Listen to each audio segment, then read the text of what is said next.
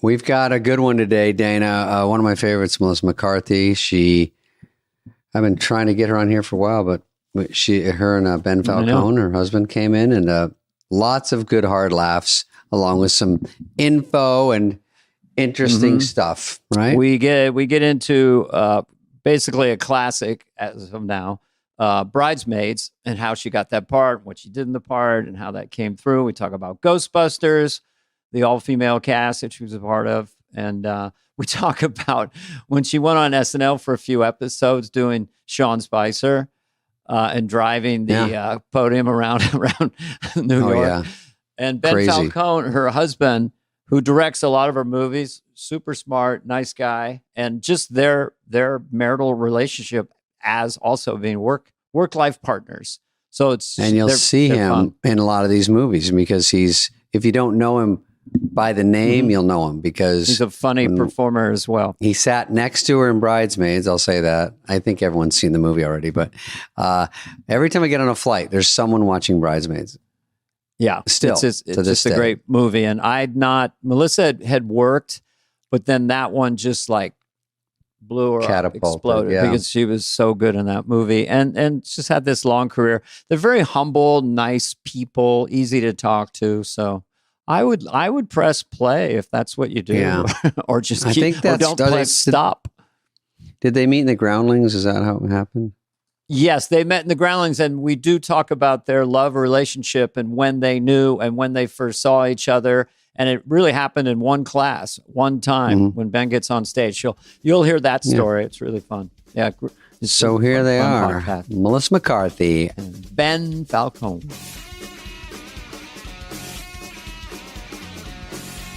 They're crammed in. All right. Oh, this is cute. We've never had a loving duo. We've had little wide shots, but nobody kind of cozied up like that. Okay. We're getting divorced later this afternoon. Don't worry about it. We're just getting our money.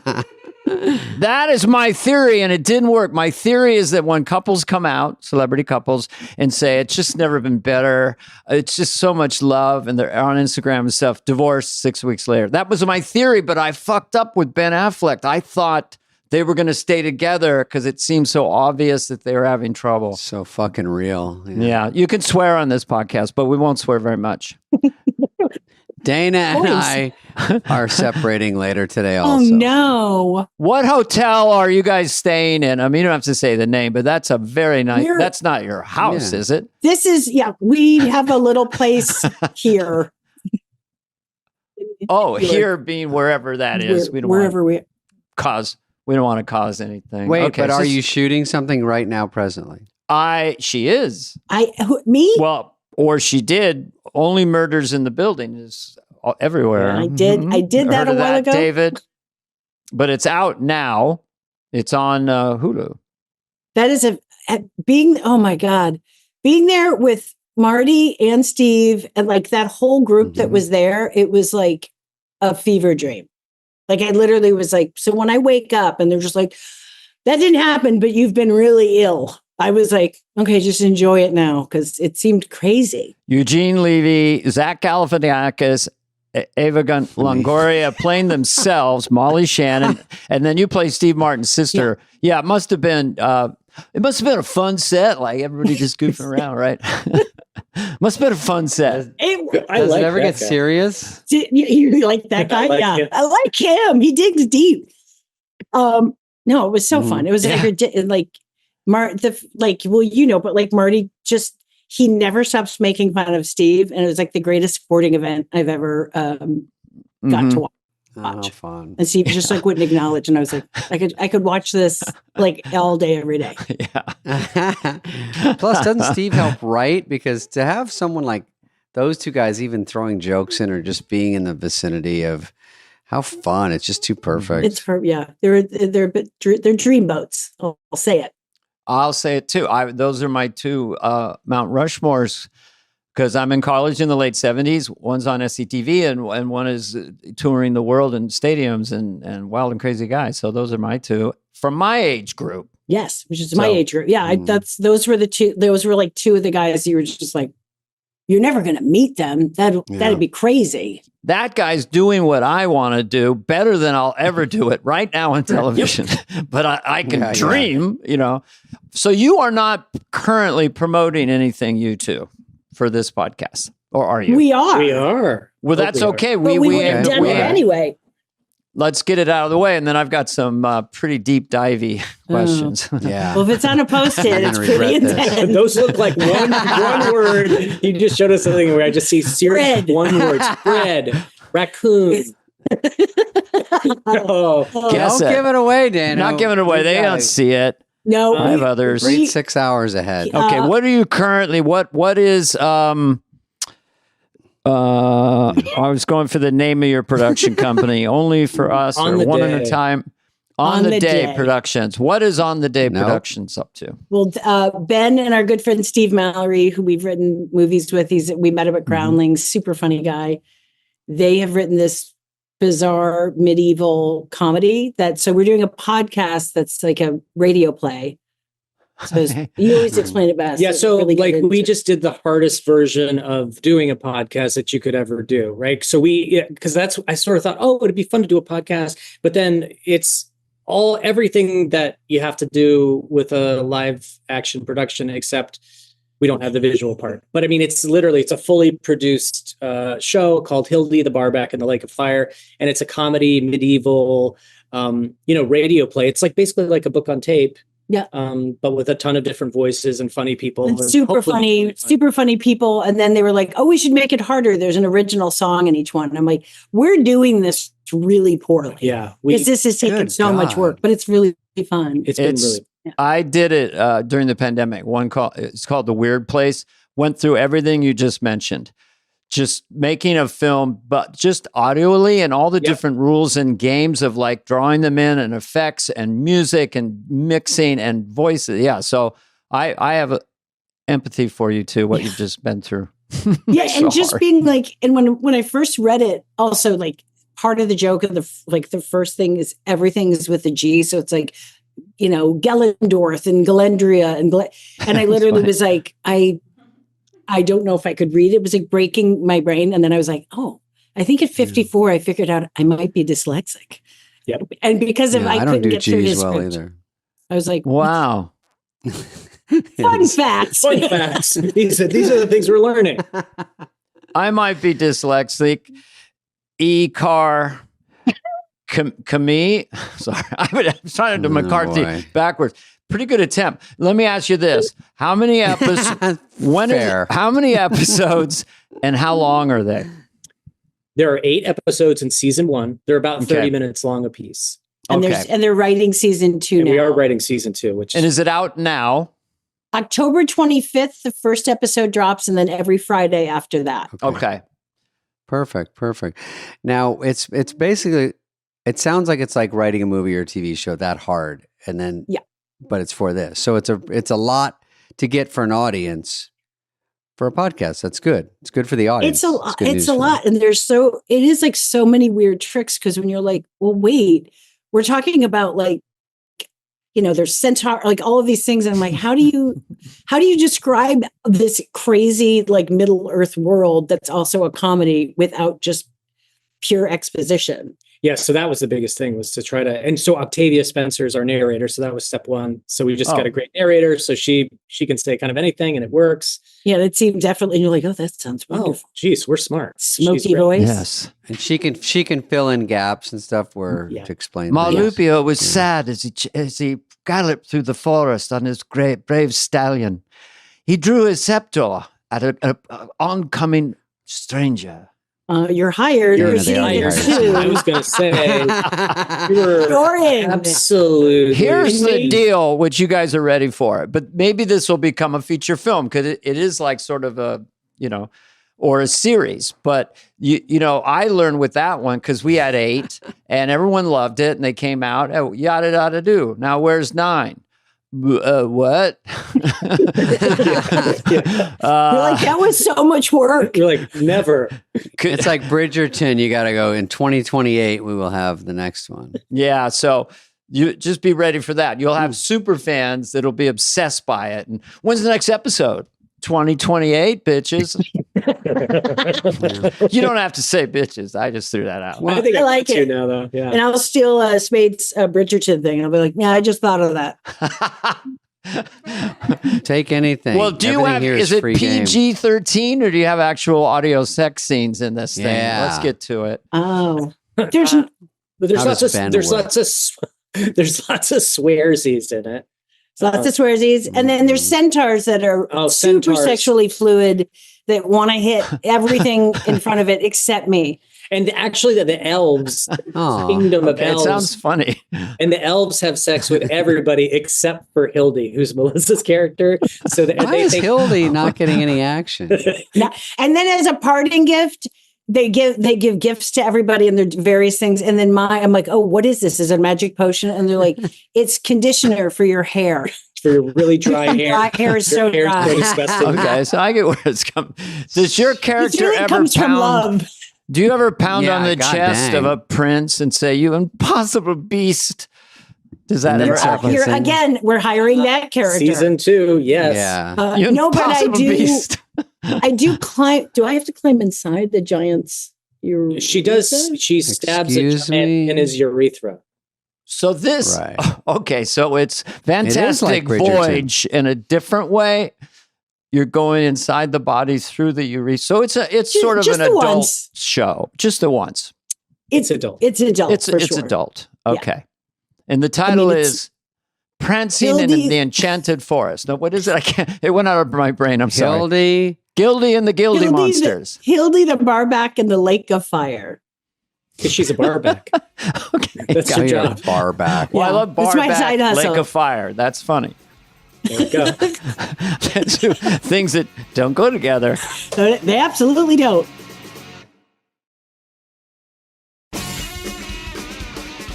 Melissa, I was on the road this weekend and I realized when people talk about the weather, it's just a nice thing to talk about and people think it's very trite. But if you're in an elevator, you go, it's kind of hot today. And they go, oh, yeah, everyone sort of agrees. It's a good starter.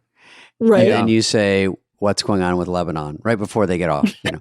So you just kind of switch it up because you say, we've laid the groundwork. We all agree on something. And then now let's fight. You put a base anyway. coat and then you just exactly. really Thank get in you. there. You understand. When can you not say, isn't the political environment crazy? When is that shelf life? Can you still kind of announce that in an elevator? What's going on, man? It's crazy out there. It actually makes it start talking about it. So you can't do that. You can't even say, It's just nuts. let's not talk about this. And they go, well, and then you go, Should we're going to make sure that you two don't talk. Where Yeah. do you want to go? Because I'm kind of, my first blink instinct besides promoting this is the husband-wife dynamic creatively. And so I wrote a list of husbands who've directed their wives. There's the Oh. list. Whoa. And I think it's kind of interesting, this dynamic, what it does to your relationship or how it can, all that stuff and how you communicate. Roberto Rossellini and Ingrid Bergman. Sure. Okay. Mhm. Okay. Vincent Minnelli and Judy Garland. True. Okay. Again. Okay. Judd Apatow and Leslie Apatow. Know them. Yes. Seen We're it in moving up a action. little Yep. more John recently. Krasinski, Emily Blunt, Sure. Ben That worked Stiller, out well. Christine. That worked out well. Oh, yeah. Yeah. I thought The Quiet What did Place, he direct right? her in? The Quiet Was Place. it Quiet Place. Place? Twice.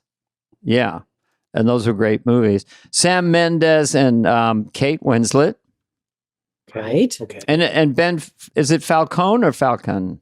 Falcone. Yep. Falcone. That's I pretty wish cool. it was Falcon. I mean, if it was Falcon, it would be Falcon. Fucking A. You He's had such a- Falcon. When the kids go to bed, Chance. he becomes the Falcon. Caw, caw, caw. I mean, it's so. If I was a kid, Yes, I it's would say it very, was Falcon. Aviator. Yeah, sure. driven. Yeah, he flies. I'm on Daily Mail most of the time, so I know what is Yeah. happening in the world. It's cocaine for an immature brain. But anyway, just so you guys really started working together, and it's sort of like, this is my blink on that. Is like you're doing a movie, Ben's writing or producing. What's your blink? And then it's like a small leap to like, because I always tell the kids, people under 50, directing is blink because they think, well, I know this lens. And I know a 45L, it's all about blink, right? And so if your husband's there and his blink is the best on the set, well, it was organically happened, right? Let you direct it, and then what's blink? Blink is like Blink is Spielberg looking at Robert Shaw and there's a take, and he goes, "Yes, that's it."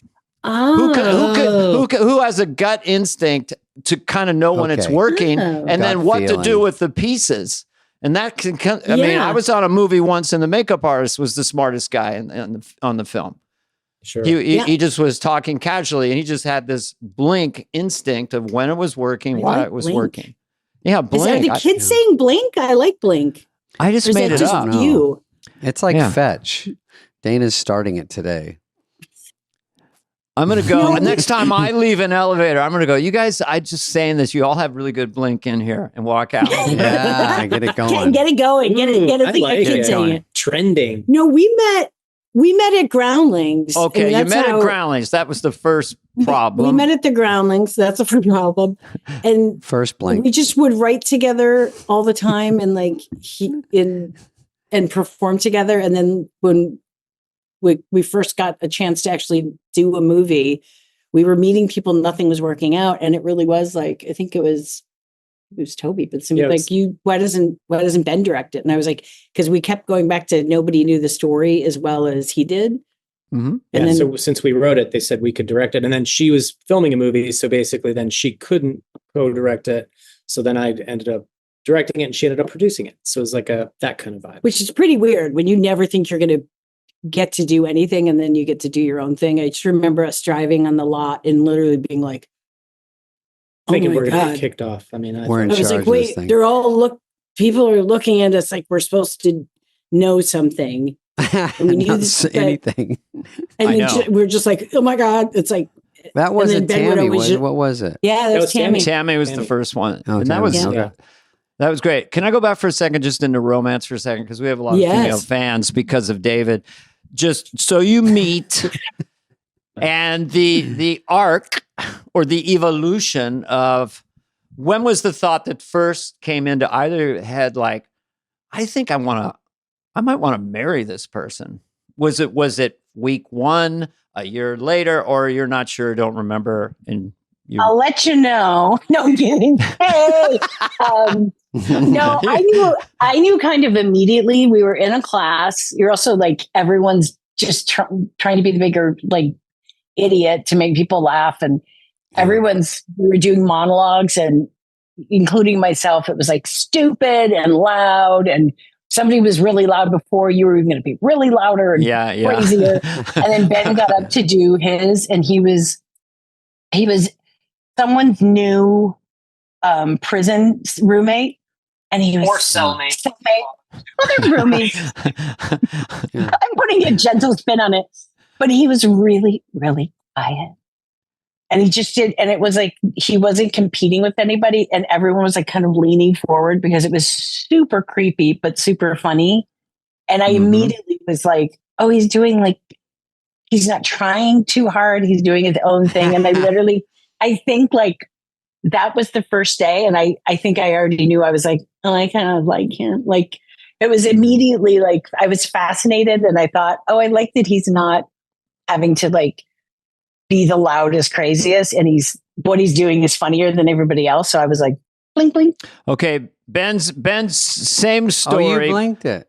She had a blink first day. Same story for you, choosing in that moment to go quiet, getting kind of looking at her out of the side of your eye. Wait till she sees this, or no?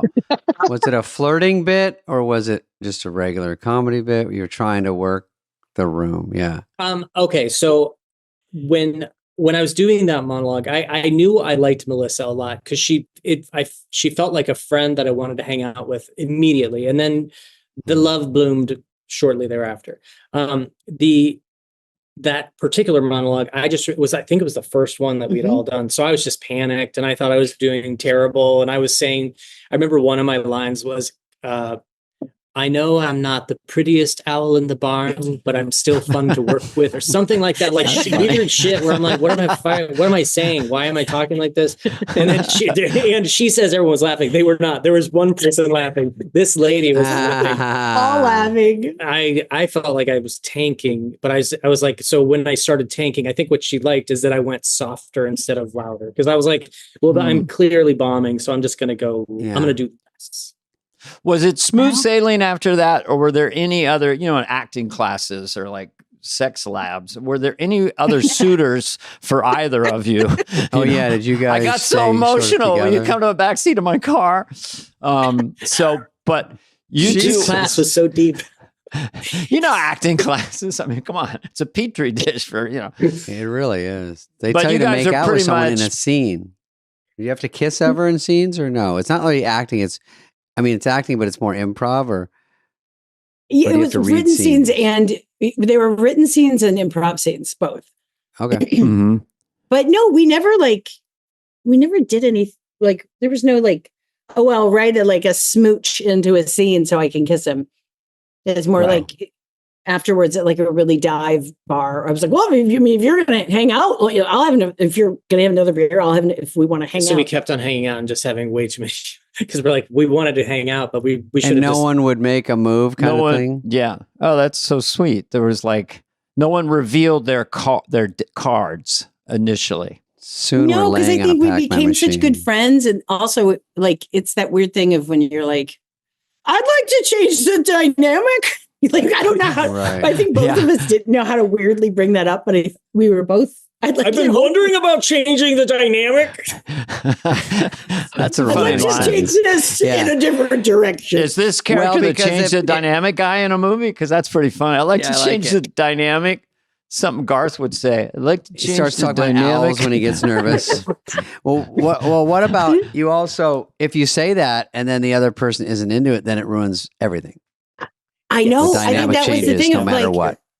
Not only would a relationship not work out, but then you're going to lose like someone who's become like one of your closest friends. So we just did it. And then, so it was like a weird start, but but that was 25 years ago. Yeah. So it's good Lord. And then you start working together, start doing stuff. And the first one together was Tammy, but you were doing a movie before that, or you were in Gilmore Girls at some point around.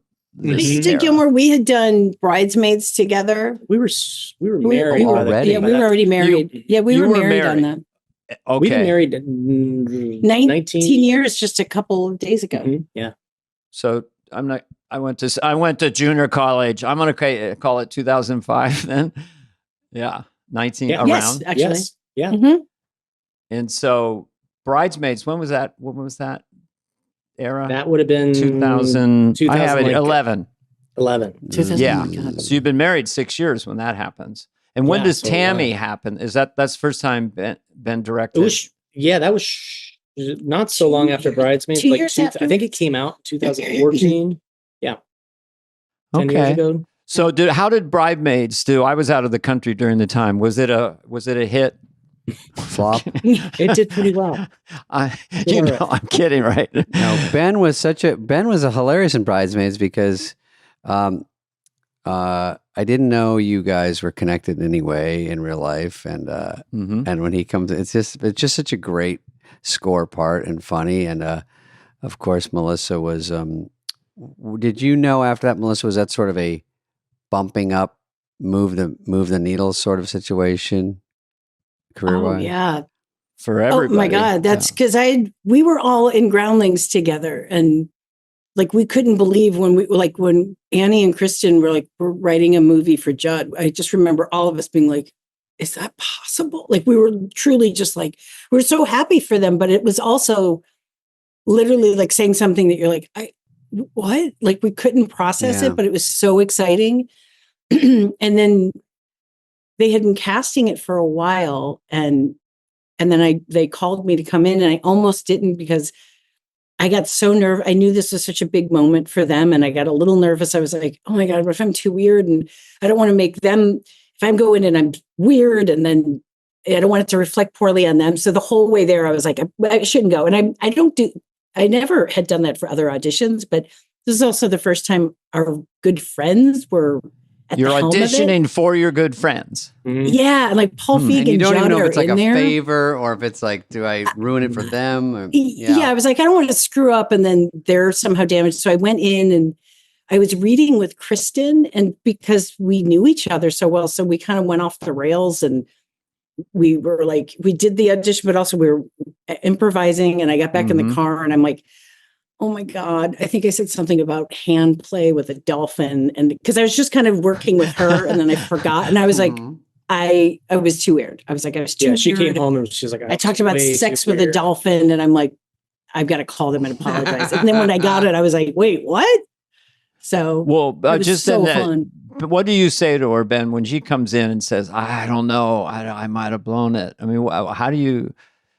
Well, hey, honey, you're great. You know, I mean, what do you say? Well, you know, honestly, because she said, I think I think I might have gone too far because I said something about hand play with a dolphin, and of course, I was like, funny. That sounds pretty funny to me. So that's a funny phrase. Hand play with a dolphin is funny. They'll hear that and go, at least on the set, you can turn her up or down, but she will come up with shit to say, and then you can use it or not. That's probably what happened. I'd never. I mean, you were funny as fuck. Yeah, that whole movie caught everybody off guard. There was The Hangover, the first one, and Tropic Thunder, some Will Ferrell movies. Yeah, and then this movie. To this day, my sister sends me YouTube clips of scenes from that movie. And I didn't really watch the Gilmore Girls. I guess I knew of you or something, but when I saw you in the movie, it was just all new to me. The character you were playing, how confident you were, and everything, and. That's just like one of those movies that just is a great comedy, you know, for all and everyone's scoring too, you know, scoring and everybody. Yeah, and it was so like on set, how Paul and Kristen and Annie were. They're just like, do it, like go, like try it, do whatever. Like we have it the way it's written. Now do whatever you want. And when you have people like that, just like they're rooting for you actively to be like a total jackass. It's like it just felt like we were back at the theater, and you know, we're like, I don't know, it's funny for us because I had never done everything that I did at the Groundlings was kind of more bombastic, and the only thing I'd ever really done was kind of more mild and like on Gilmore Girls, but so it was so fun. But I don't know that we thought people were we didn't know how it was going to be received. Sure. And even that weekend, people were like, really manage expectations. We don't think it's going well. And I was like, but I think it's really funny. And they were like, we know the metrics on these things. It's not going to go well. And I was like, I think you're wrong. And they're like, we're not wrong. Be funny. I know. And I was like, what a terrible call to get. It seems like all the movies that work is like, there's got to be some improv involved, because when you're in a scene, you can write it, you can read it, you can table read it. And then when you get out there, there's always just something alive about right that second of like, here we are, that's funny over there, I'm going to mention this. And then whatever it is, somehow, as long as you get maybe an extra take in my experience is those the ones that people, they remember the throwaways and the weirdest shit over time. Totally. You know, in the test screening, it might not be the biggest laugh, but then later they go, that means something. I just think that's the magic. Yeah. Yeah, Gary Shanley and Larry David. And to have Kristen back there, who knows what it's like to be out with the bullets. And both of you, have you been in really shitty experiences where the script supervisor looks up and says, your hand was on the table when you said that line, you know, that kind of constriction, and a director that's never been in front of the camera. So a little undercutty or awkward. I mean, maybe you guys took control of your career so early, but did you have any experience like that? Because that sounds like heaven to me, to be out there and look up and seeing Kristen Wiig and Paul. It was. And they're feeding you lines too. Like you can run in a line to Kristen, she can run in one to you, and you're like, oh my God, everybody's good on that movie. You'd hear something, you'd shout out to somebody else, like, don't think, just go, do it. Yeah, because I've definitely had because that was like the first time. I didn't know sets could be like that at all, because I'd had, you know, guest stars and stuff where you're literally just expected to come in, hit your mark, say your line in a way that if you're on a multicam, the audience laughs a little bit. Sure. If you're not, you make the director smile a little bit, and you go home and you're like, I don't know if I'm going to be in the movie or not, you know. And this was the first. This was the first time that I didn't think about any of that stuff. In fact, to your point earlier, I used to choose props that didn't help me at all because I didn't want to ruin stuff. Because script, you might come in and go, "You had that in your left hand when you said the first part of your third three-part line," and I'd be like, "Take." So then I would just like put stuff down, and I'd just be standing there with my hands, just like, So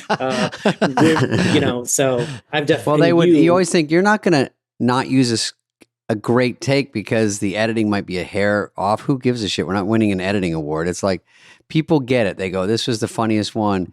Even though you had a different shirt on in one of the cuts. And the matching department all doing their job. Makeup, they just hair, doing their job. And coming in, really, are you? I think it's good. No, could we do it a little in the hair? No, I think so. But the more thrown away it was. But whatever happened in that movie, it just bounces. Yeah. It's like, it's got such a following. Rose was an unsung hero too. Rose did such a great job Rose with was her. Amazing in that movie. Supposedly straight part. Mm-hmm. I know. I only knew her from Damages, which I was like, she was so good in that. Like that show was so incredible, but it was so like heavy and dark. And then she came in and I was like, oh, you're also really, really fucking funny. I was like, that seems like you've got 2 scoops but I do have to say, that's a ripoff. 2 scoops. She's so good. She is the greatest, worst person to break. She breaks. There's a scene on the airplane. If you look close, you can see finally her magazine. She literally because she just laughs fully out loud and it's like so endearing. But she was like, I'm sorry. But then finally she could not stop laughing and she was in the background of us. And there's a part in the movie where you just see Rosie's little arms go up and she's like, and she has a magazine up, but they're shaking and it makes me laugh. Yeah. Oh my God, when I saw that. It's great. That's the one magic of film is that you're not supposed to laugh. So it creates this tension like being at the dinner table at Thanksgiving and the uncle falls over. Was it Spy? You were in with her at Spy? Oh my God. With her hysterical. And her 42 pounds of hair. Her hair and Spy was so good. Spy was another hysterical one. I've seen so many you've been in and they're always they're so great. You do such a good job.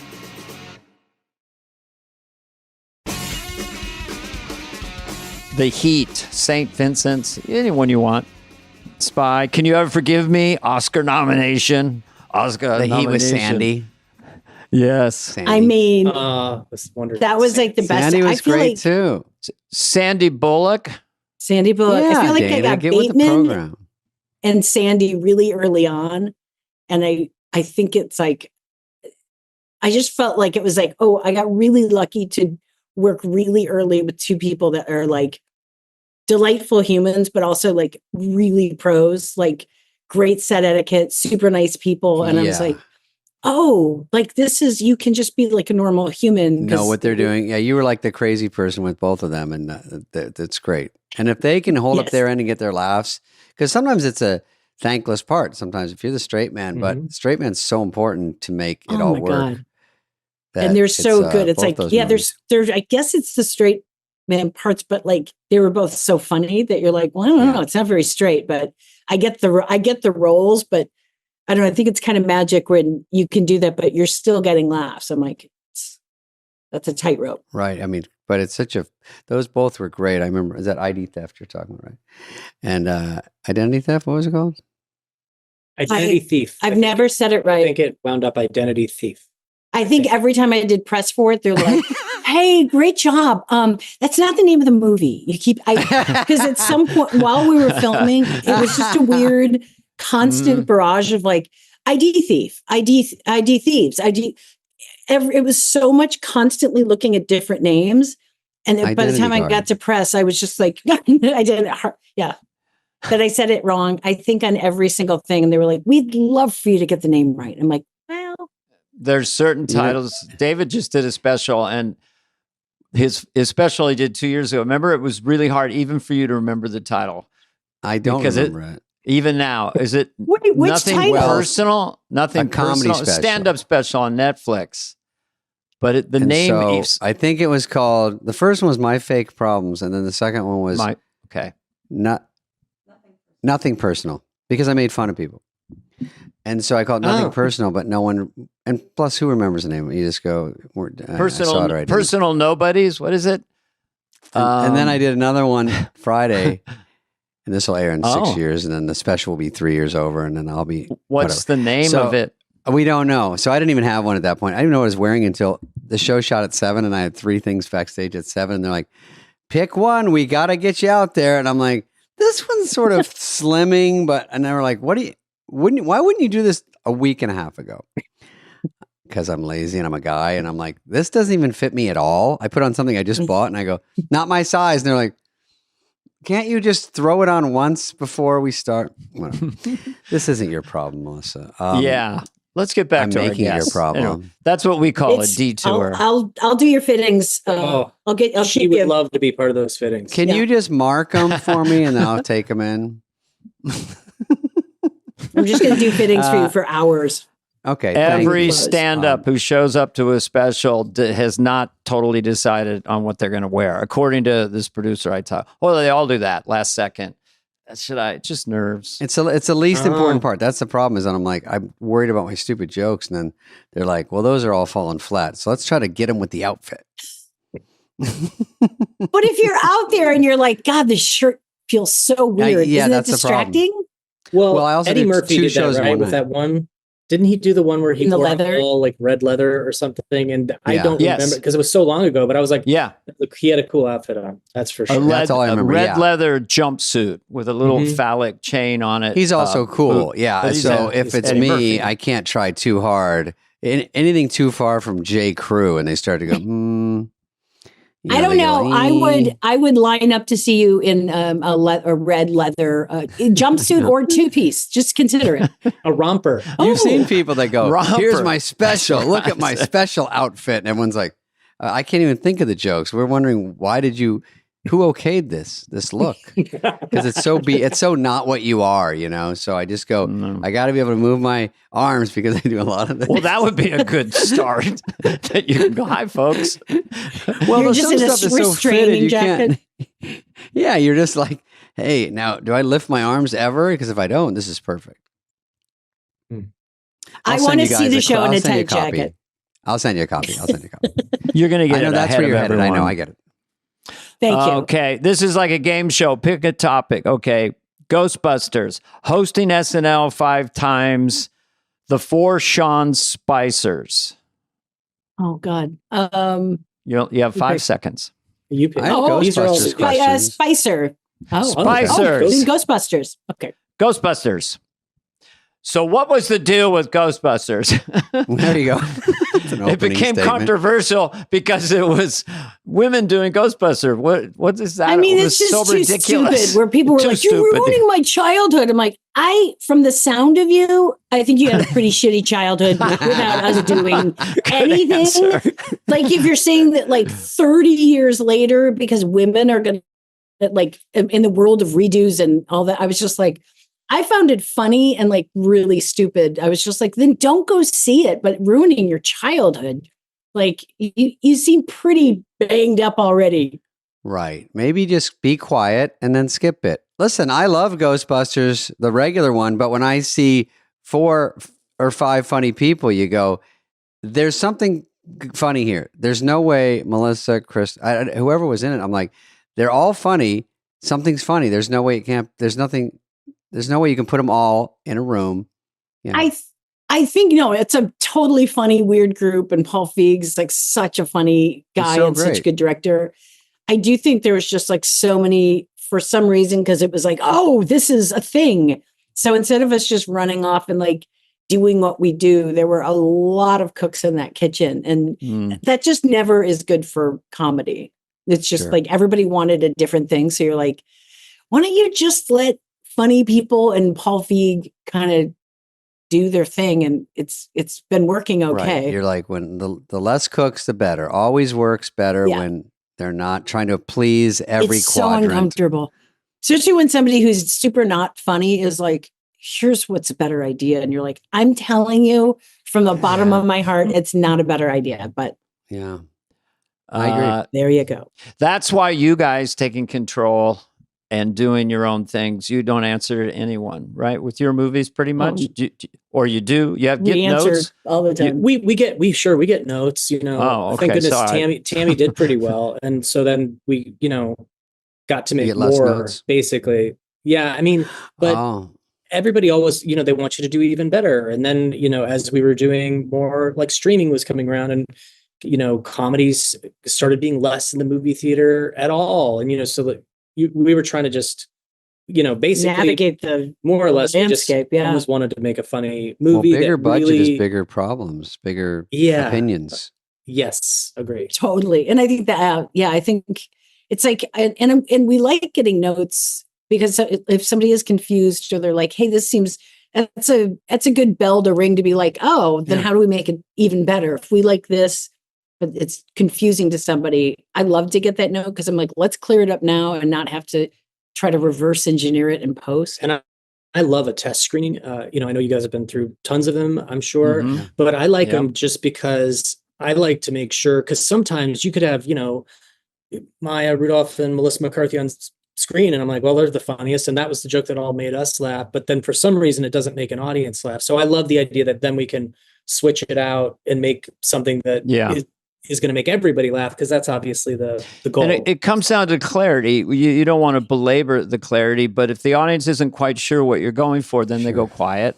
And so that's where a test screening would go, okay, either we have to swap it out or do something expositional right before it, or, so. It's still complicated because there's always a test screening where a joke no one saw coming gets laughed, or it's just a pause, or it's just a cutaway and you're like, holy shit, that was the biggest laugh. I don't even know why. It's and so then weird. Your favorite jokes do okay, and you're like, this is why no one has it perfectly, because you just don't know in the way the edit or the cut or you just said, oh my God, we just got 5 free laughs of something we never. Totally. I know. So there's some laughs that we get where I'm like, what? I can't, I couldn't have told you on the day. I still don't understand it. And then there's jokes that like, I still am like, it's one of my top 5 and we cut it because it just didn't land. But I was like, I stand by the joke. I'll take it out because I stand by my performance. It's funny how universally a whole audience will laugh at something you don't see coming, and you're like, they all saw something. I didn't even see it on the monitor. They all saw something just now, and they all agreed we're laughing at this one. And you go, am I in the business? I don't even know. Totally. It's so weird, but it's kind of the fun of it. But yeah. When it works, it's so satisfying. When you get a good cut and it's really flowing and working and getting laughs. I mean, it's such a high because filmmaking is really freaking hard.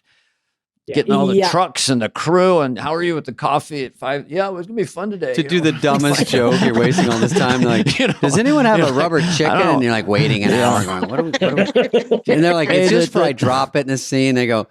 And you see the Teamster guy goes, this is what we're fucking wasting time with. You're like, it might be one laugh, but they're so hard to get. If you go now. You could get a breakfast burrito at the truck if you go now. They're going to shut down breakfast in a second.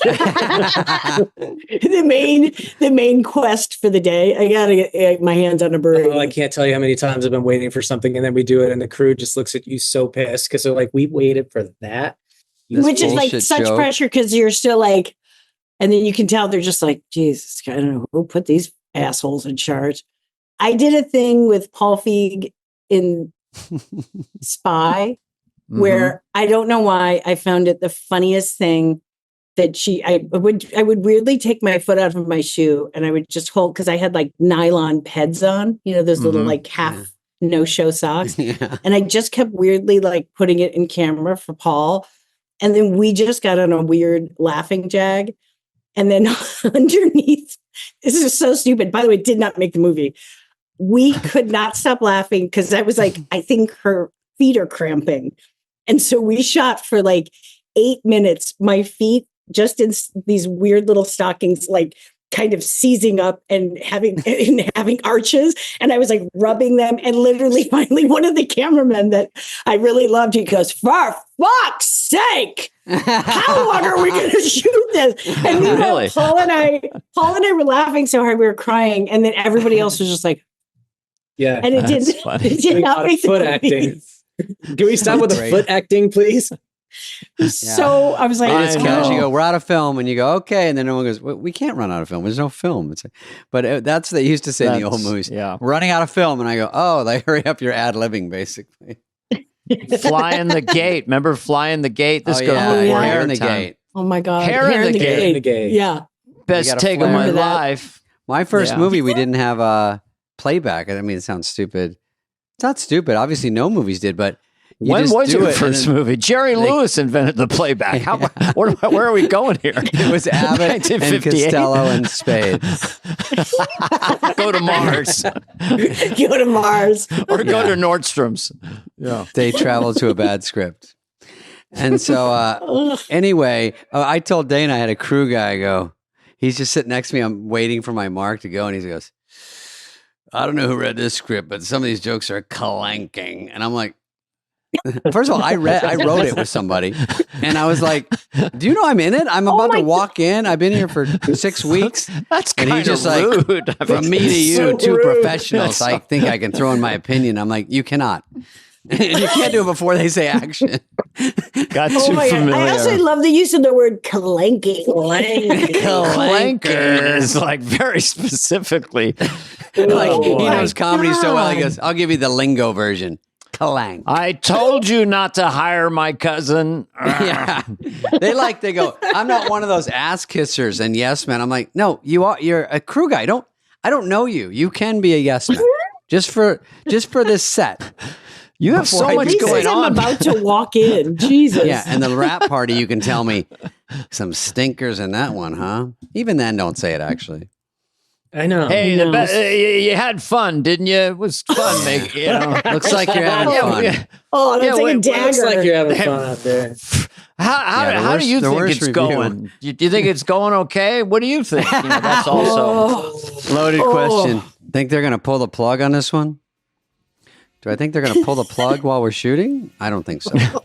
My God! Oh, I can't even tell my stories. Those studios got money to burn. Save it for the book.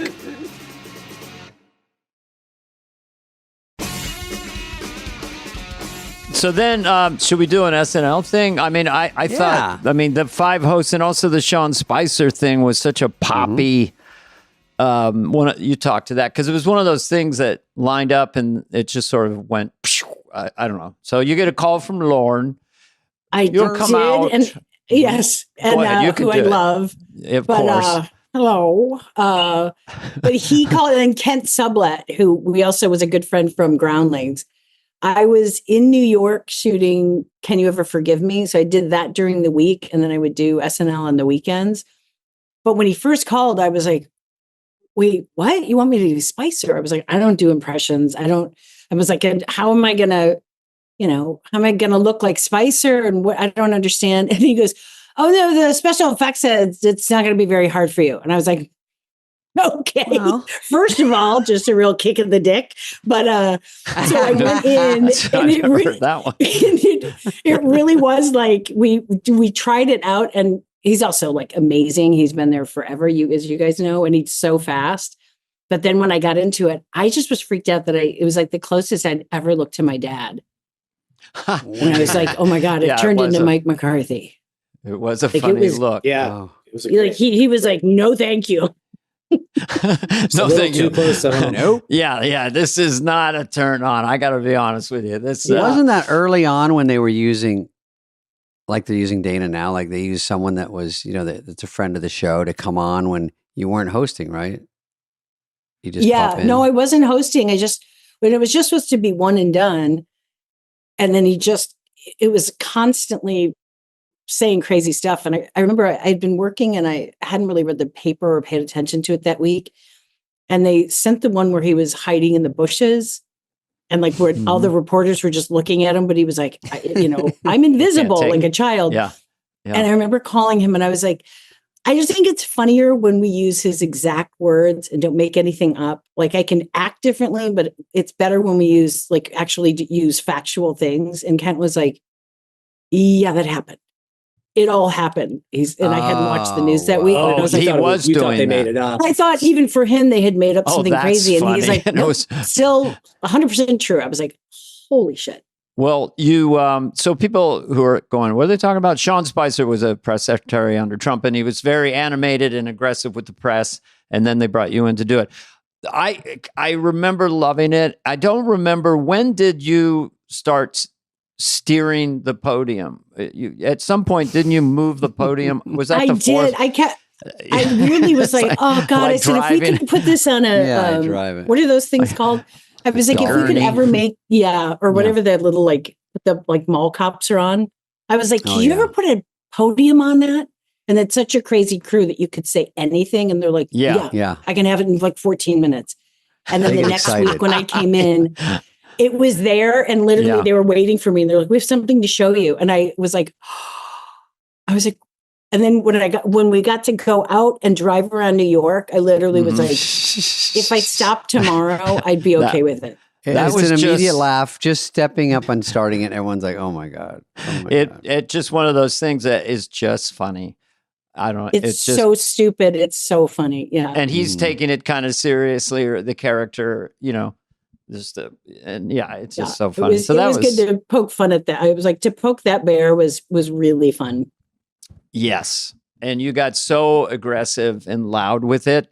You had to kind of top him, but he was really aggressive, but it was just a fun thing to play, right? That energy of, so fun, because it's normally like, you just can't, it's going to be too much, but he was too much. So you're like, I guess there's no limit, really. Because you weren't trying to sound like him or anything. No, you were just doing your. I was just trying to be super angry and really like knee jerk and just kind of do and just attack people for distraction.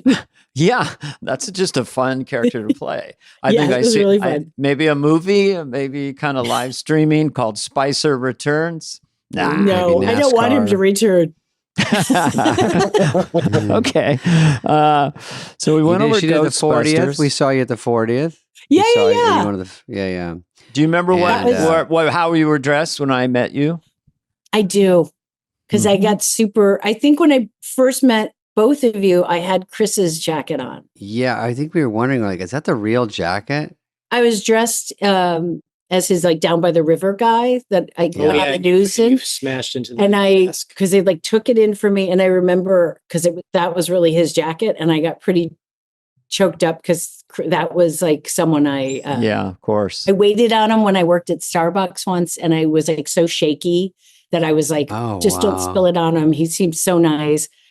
And to do that, it was the most nervous I think I've ever been in any performance. And right before I went in and I've never had this happen, my legs were actually like doing this, and I was like rocking back and forth. And the sweet stage manager, because I'd been there a bunch of times, he's like, honey, are you okay? And I was like, I don't know I'm going to be fine. And then Ben had said, don't pull back, because he wouldn't have. So get in there and fucking burn it down, because that's what he would have done. And that's like the last thing I thought of. And I was like, I just was so nervous to do someone that I literally watched. I have like a drawing of him. It's like I adored his humor and how vulnerable he was. For sure, yeah. We know now he's a singularity, and the vulnerability and then the power together and the sweetness. It's just a magic human. One of David's very close friends. And I know. And well, you guys were Tommy Boy is together. just a perfect film. Like a perfect movie. It's a perfect movie. And you two together, you could see how much you loved each other. And then it was still so funny. It's like, it's just. Did you two have a lot of creative freedom on that one? Was that like you just sort of went away somewhere, or were there a lot of people telling you? What made me think of it was when you're talking about going from Bridesmaids to something else, that was one where it was low expectations, lower budget, throw Farley and Spade out there and let's see what happens. And no one really was visiting the set, and no one was. And then so you go, can we try this? And like, okay. And Pete Siegel was director, and he was like, let's try it. And then the next one, Black Sheep, they go, oh, we got something here. Even though it wasn't like a huge $100 million movie, but then they all come in, and a director comes in and they're like, we know how to do this. And then millions of notes and cutting scenes. And then it just got harder. And then the bigger the budget, same thing, it just gets, you don't get that. Bridesmaids is almost your freebie, and then after that, everyone's like, wait, she's really good. And we gotta here's what we should do with her. And then you go, oh, no, this isn't. If you could just pick live or die with how you do it is what the goal. And if you two get to make stuff, it's great. And then when you get so many, you see movies that get, all the edges cut off because they're getting bigger budgets, and you can see the big comedies. No one's really laughing. They're like, that'll work. And then you go, well, but after the take, no one laughs. It's like, you know what I mean? Yeah. You can just tell that's that like a sign. Someone says, oh, they throw in lines and you go, I don't know. But you can tell during it sometimes. You go, I don't know if this is, but I'm not in those big budgets, but you can see the big comedies. We're a 4-quadrant worldwide movie. And you go, so we got to make sure no one really laughs. Right. We need everyone to smile and no one to laugh. Yeah, that's what I get feel the like. world It's like to smile. Lots of smiles. Yeah. Or think it's clever. And I'm like, I would rather take harder swings and get real laughs than be like, they're clever. Well, if you're on stage, you two have been on stage a ton. And like, if the whole audience is smiling, you're bombing. Or I feel like I'm bombing. They have to be laughing. The laugh. We got to hear something. Yeah. That's the hard part about comedy. Drama, you don't have to hear anything. You can do a whole movie and go, oh, it was good. Okay. But comedy, if you don't hear something the first minute, you're like, uh-oh. When you made that dramatic turn, that was, Can You Forgive Me? I mean, a completely different Melissa. Was that like just exciting just to not have to be funny for a change, and be real? I mean, it's like I don't know. I prepared the same way because I still thought there was like funny stuff about her. But it is like if you're supposed to walk across the room and I'd walk across the room, I was like, yeah, I guess I'm not going to do alts. Like, I'm not going to be like, let me do this limp. Yeah, like, somebody comes up, hey, you could do that. Could you do it just right at the end? Can you kind of spike the lens a tiny bit and wink a little? You just walk. Yeah. But I love doing it because I also love that character. I was just like, man, it was just such a crazy story. And I didn't know why I didn't know who she was. I felt like I should have, but it was really, really fun to do. Just get to kind of go in a different direction. As you went along, did you kind of get a vibe from everybody that you could get nominated, I guess, for Best Actress, right? It was Best Actress in a Motion Picture. Yeah. You got an Oscar nomination for Bridesmaids, but did you have a sense of that? I'm really in the pocket. Something's happening here. Cause that's really hard to get. Especially for a little movie, it's like, I love that movie. I love Murray Heller that directed it, but I don't think you ever, I don't ever, I'm like, no, I think this will get, I just don't think that way. I was just glad. I was really happy with it. Do you remember who won the Oscar that night? I do. Okay. Ben? No, the first time you lost. Against. The first time you lost.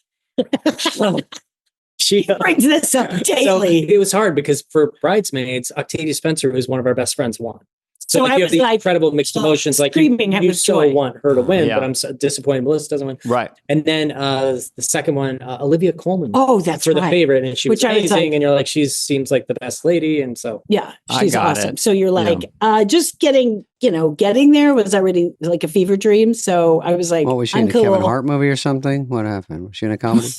The Favorite is a very quirky film. The favorite, right. She does some off-label stuff.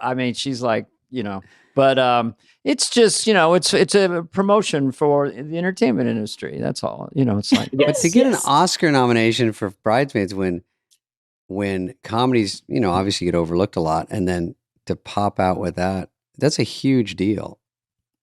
It was like, I remember we were, because our kids were pretty little, and you were up watching it, which is also rare because that's not something you usually watch. Gotten up with one of the kids. I think so. And I walked in and I was like, "What are you watching?" Like, because he's usually not doing that.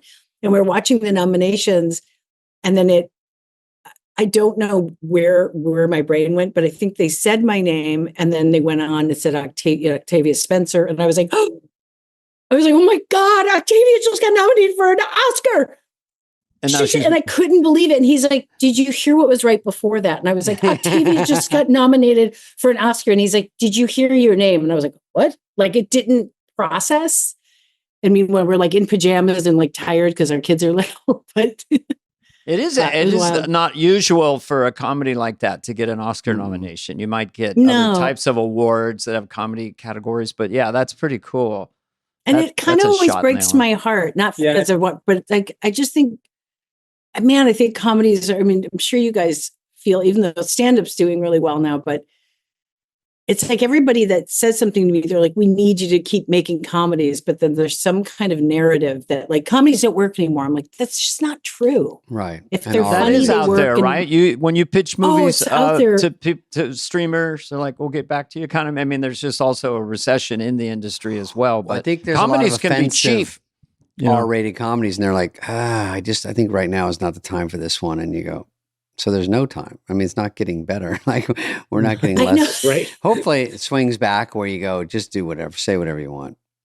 That'd be nice. I think it has to, because I think people miss it. And I think there's just such a stronghold on it. And I do think it's going to swing back the other way. Cause like everybody always needs comedies. It's like, not just because we It's do what it. we all grew I think up it's on. what people want. Yeah, totally. That's what I Absolutely. David was in one of the 2 years ago, the Wrong Missy, which was a big, broad, funny comedy for Happy Madison.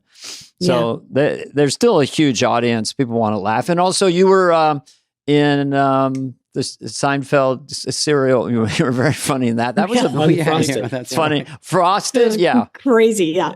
Crazy movie. You know, that was, what was it I like haven't being seen that directed? many- That many cameos. I just haven't seen that many cameos and that many like comedy people in one room. You're like, you can't do this anymore. This is like an anomaly. Yeah. So that was kind of amazing. It's Yeah. good. Just Jerry was like got so many everywhere you good looked. people. It's like it's a mad world or something. Yeah. You know? It's just That's with what it, yeah. Here's another, you know. Right. Dana, I don't anything know. else for these two lovely people? We've done everything Because- out. I mean, I've got answers on the relationship. I've got answers on working That is together. all the answers he was digging for. Has Ben ever given you direction on a set and you went, honey, I got this? Have you ever said that? No. Okay. No, I don't think it, Have you because ever he's yelled, "Nope"? smart and Nope. No. odd. Maybe I might have yelled nope just to kind of egg on more, you know, like, oh no, oh God, you know, or whatever. And because I sort of want them doing, and it's so horrible. It's sweet.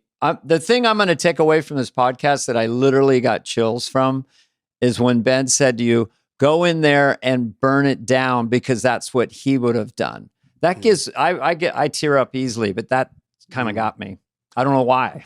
It's just like, I think it was such a great thing to say to you. And it also represents Chris. I don't know, something good advice. Yeah.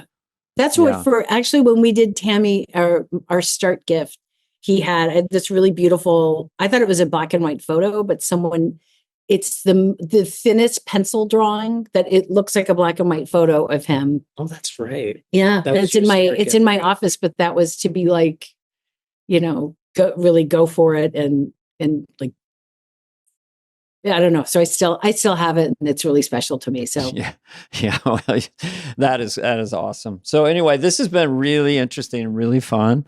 Oh, thanks, guys. This was nice. I'm glad to get to know you guys. as a couple, and keep going, making movies, and all We're good gonna wishes try. for the Yeah, family. you guys too. Yeah. Yeah, good to see you. It's great to see you Pleasure. guys. All right, have a good day. Have a great day. Bye-bye. Bye-bye. This has been a presentation of Odyssey. Please follow, subscribe, leave a like, a review, all the stuff. Smash that button, whatever it is, wherever you get your podcasts. Fly on the Wall is executive produced by Dana Carvey and David Spade, Jenna Weiss-Berman of Odyssey, and Heather Santoro. The show's lead producer is Greg Holtzman.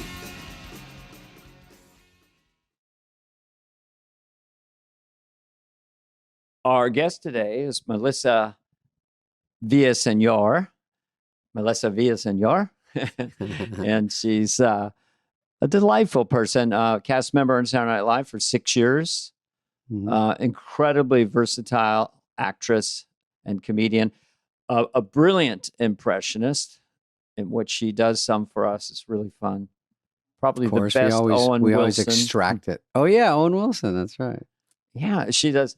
And we really talk about her time on the show and sort of the fun of being on Saturday Night Live, the stress of being on Saturday Night Live, just her journey, her adventure in that amazing and sometimes frustrating 8H17 floor. You know, we've talked all about Saturday Night Live being a challenge emotionally for being live on television, so forth and so on. You know, so it's a great conversation. She's a stand-up also. I see her at the Improv here and there.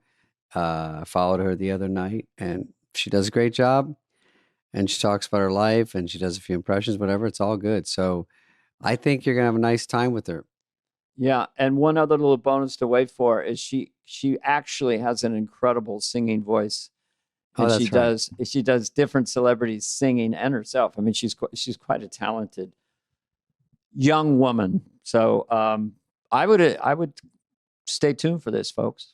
She reminds me of me a little bit. Triple threat. Yeah. What are your three? One, funny. Annoying. Two, annoying and funny. And I have a knack for interrupting people. I know I do. I got some good ones in today. Can you sing, kid? I really cannot. Can you dance? I'm a barely one threat. I'm not even a threat. But here, let's show them Melissa. Here we go. Here's Melissa.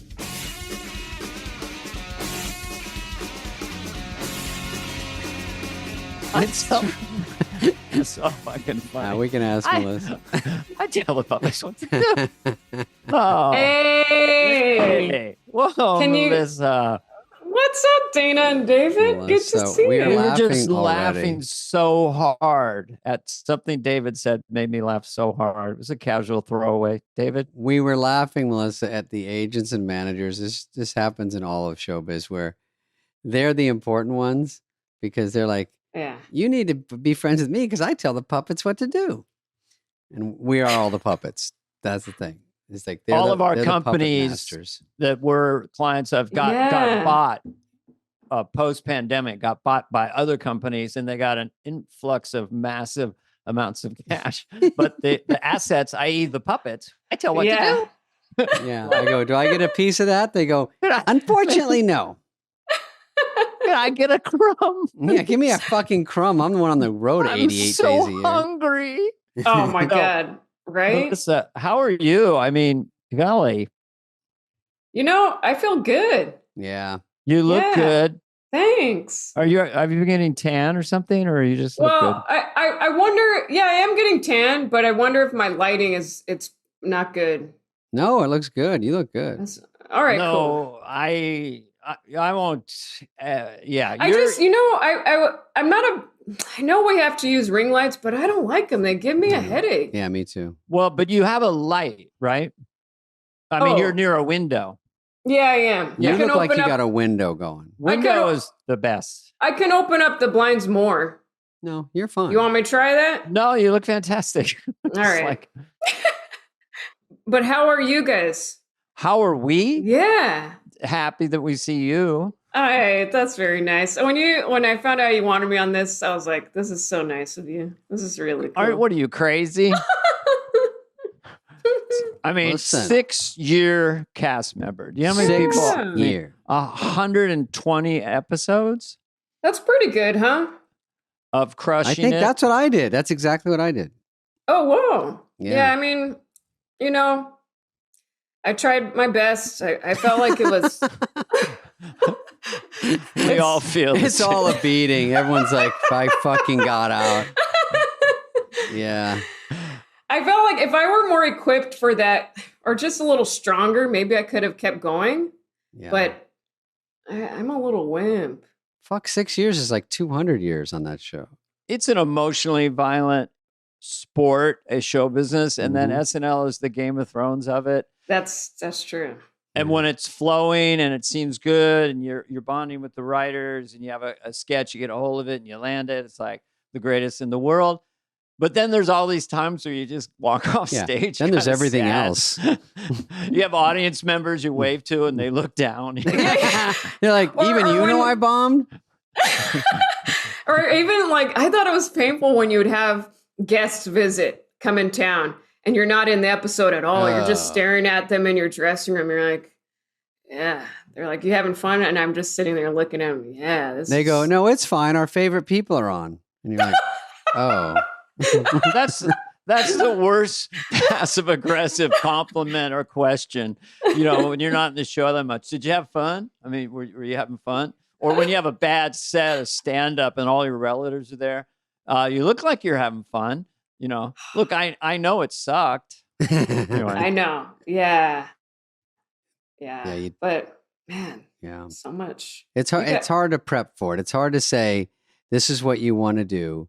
You get a fucking huge break, and there's no real way to be ready. People go, it's hard. You go, that's too vague. Sorry. I will figure out how hard it is in 18 different ways when I'm trying to get $200 in quarters on a Sunday to do my laundry, and I got to walk up 18 flights of stairs, and it's my one day off, and I have no ideas for Tom Hanks on Monday. I know. Yeah. I was lucky. I was the last 6-person cast, in essence. It was just me, Phil, and John. Oh, last 6-person total cast. Yeah. Whoa. And then by the early 90s, when the interlopers, the youngsters, the bad boys of comedy, Sandler, Spade, Rock, all the rest, Tim Meadows, then we started to have an expansive cast. Like we had a junior varsity cast that was going to take over. But when I got on, that was the last time. It was just me, Phil, and John as feature male players. What a dream. Jan Hooks, Nora, and Victoria Jackson. Let me tell you more about my utopian experience there. And then Melissa was like, I was cast member 14B. 14. How many were on there? I was when Melissa you got V. Like I was counting. There's so many. Counting your 2016. Mikey Day, Alex Moffat, Pete Davidson, Leslie Jones, Cecily Strong, Keenan, who's always there. He's great. Vanessa was there that last year. Beck Bennett, Adie Bryant, Kate McGinnon, Kyle Mooney, and yourself. I probably missed, but that's about 14, I guess. I don't know. Yeah. That sounds right. That sounds right. Too many. I think we had 22, I think, Dana. Because we also had like Frank 22. and some people around the orbit that would jump in, and A. Whitney Brown and Tom Davis, they could jump in and write themselves in. So a lot of people wrote themselves in, and then there was a lot of feature players. I stayed feature for too long, probably 2-3 years, and I was the last guy to get pulled up to the bigs. So embarrassing. so humiliating. Before we go too far down how hard the show is, I just want to insert this for a minute. Obviously, I'm looking at stuff online and looking at your stuff. Obviously, the Lady Gaga thing, I was playing on my computer. She does it at Update. Melissa, that's your name, right? Yeah, that's right. It's so transcendently brilliant that my wife couldn't see. She just thought, so then I was talking to Spade and walkie-talkie. She goes, so that wasn't Lady Gaga? But also, it was a very funny take on Lady Gaga, the way you did it and the way you move your shoulders, the whole thing. So that, J-Lo with the hoops earring sketch, just being with her was hysterical. The Kid Genius character, Riley, like you literally looked 8 years old. It was kind of an amazing, I know you have a very youthful face, but it was like kind of like you were 10. What is that one about? Well, that writing night that week, I remember watching Ellen DeGeneres on her show, she would have these like genius kids go on, and they just really bugged me. And then their parents are in the crowd like, yeah, this is great. And I was like, that could be fun if I played like one of those kid geniuses, but it just not that smart, just very polite, So that was like the angle. And then I had Heidi play the mom that was like pressuring me to really show off and be smart. That one was fun. That was a fun one. And what did the voice? What did you use for that voice? You also, the clothes were great in the hair. It just really shrunk you down. It made you look like. Yeah, I know where the planets are. I felt like it was. I can't remember, man. I can't remember that. No, I have to watch like that it one. already. I totally understand that. Yeah, but you try to throw yourself years back. You're like, hey, you did this impression. You're like, I haven't done it for 20 years. Just give me a second. No, do it now, man. I can't access it. Does he sound like? It sounds like the guy that goes, well, who's that little redhead kid that goes, apparently. Remember he was on Ellen? He goes, I was at the carnival and apparently they don't let kids on. And apparently I've never been on TV before. And apparently, remember that kid? Right. And it's just like that's the word he knew, and everyone, Yeah, he really beat the fuck out of it. And then he went on the show because he took the mic from the lady, and he's like 8 years old. He's like a chubby kid with red hair, greased over. And he kept going, and then apparently they didn't want me to go in the Tilt-A-Whirl right away because I eat too much food. And everything he said was funny. And then they brought him and they go, can the apparently guy come on the show? And then he came in. That was his moniker, the apparently guy? Yeah. Good catchphrase. That kid's got some instincts. Yeah, he was killing it. I actually liked him. So actually opened for him. Whoa. Yeah, he's headlining. Weren't you kind of a boy genius? Weren't you a chess prodigy, David? Oh, I was. Yeah, I was really? smart. Yeah, I was smart for a while. And then it all went to shit. It went to shit freshman year. I remember that almost time and day.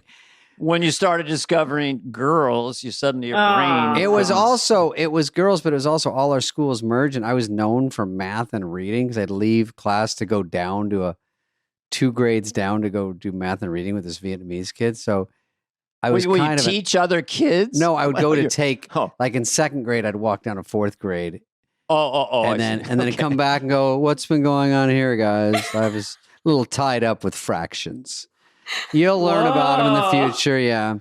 And so by the time I get to high school, everyone's like, oh, there's the nerd from math class. And then my brother was cool. And then everyone's like, oh, you're his brother. And then not just girls, just people were talking to me. And I was like, oh. And then I would skip class just because someone was talking to me. I'm like, they go, there's the bell. I go, I don't have to be anywhere. And then I just started losing grades because I'm like, oh, I just want a social life where people are friendly to me instead of just treating me like this weirdo outcast. Mm-hmm. Yeah. And so then I got dumb and it plummeted so fast. Melissa, were your high school years delightful? Yeah. Where do you put them? I think they were all right, Where were you? I went to I was called a survivor. I went to an all-girls school in Alhambra, California, called Ramona Convent, 7th through 12th grade. Whoa. Wow. Yeah. Did any adult ever get busted during those times? Or was it benign? Or, well, I mean, was it, no? I mean, I hear comment. On the up and up? No, I know. I didn't know any different, but I felt like it. I felt like it messed me up just with guides and social life because I didn't know. It was really awkward. But I did discover comedy then, so I was like watching you guys obsessed with SNL, and I was already working on impressions. And I started comedy at 15 at the Laugh Factory Comedy Camp, and I was like, "This is what I'm going to do." I didn't even care about. I didn't go to prom. I was like, "I'm over this. I know what I'm going to do." Oh, my God. People ask me this, like, when you're probably 8 or 9, you probably started to throw your voice around a little bit. And what was the first one that you got? That's what they ask me sometimes. What's the first? What's one of the ones you remember? Put it that way. Of your early repertoire. Like when I was 12, I started doing like the singing impressions of all the pop girls, Britney, Shakira, Christina. Oh. That was kind of where I started with the singing impressions. And then I watched a lot of you, Dana, and worked on I learned your impressions. Wow. From the show. I love it. Good. I love to pass it along. Anyone can say, not gotta do it. I mean, that's not difficult. What I was going to say, which is interesting to me, is that like, say you do an impression of your 7th grade PE teacher. Mm-hmm. And then you go to a comedy club. That can be now it's called a character, but it's an impression of your PE coach. Then if the PE coach somehow gets famous, it's the exact same voice, but now you're doing an impression. So the line between character and impression sort of blurs sometimes. Like I just did my brother Brad for Garth, and it was an impression of him, kind of exaggerated. So I don't know. I'm sorry, my mind's kind of spinning because you have so much talent. We don't have that much time. Right. But did anyone teach you how to sing? Just sing. The fact that you can sing is a big plus. Sing as other people, but you can just sing. You have an album out, You have right? to. Yeah, I mean, you can just. When did you learn you could just sing? Because I can't sing. I could. Yeah. I don't know. I felt like I did choir and stuff, and I remember being a little kid and seeing people sing up there like in church, and I was like, yeah, I could do that. I've heard myself sing. I could do that. But I didn't have any proper training. I just liked it. And at first I thought I was like, oh, I'm going to be a singer. But then I realized, oh, comedy's better. I could do impressions of, and make people laugh. Like that was just another level. But I do enjoy just singing, cover songs. And right now I'm trying to work on a bolero cover album of like Spanish classics songs and with my friend's band. Yeah. Of course you are. Yeah. How do those go? I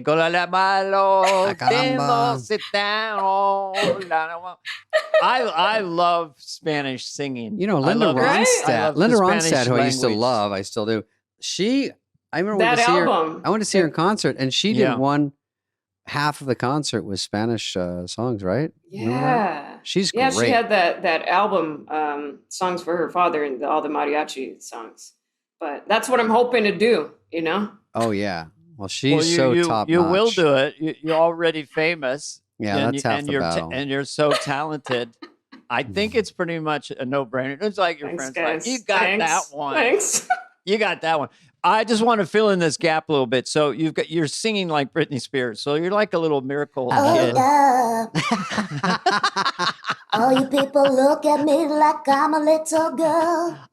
That was like the first one. And then I go back to my speaking voice. You're like, oh, man. Oh, no. No, but the dichotomy is great. I don't have a voice.